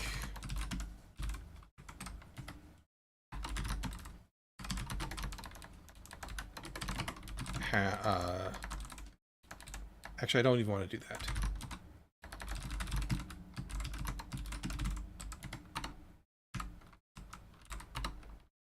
I want to add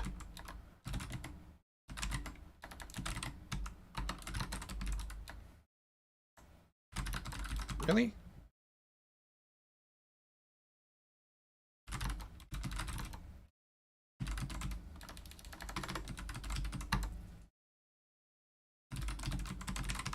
That comes out.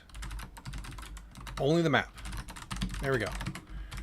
Update gym map. Make a little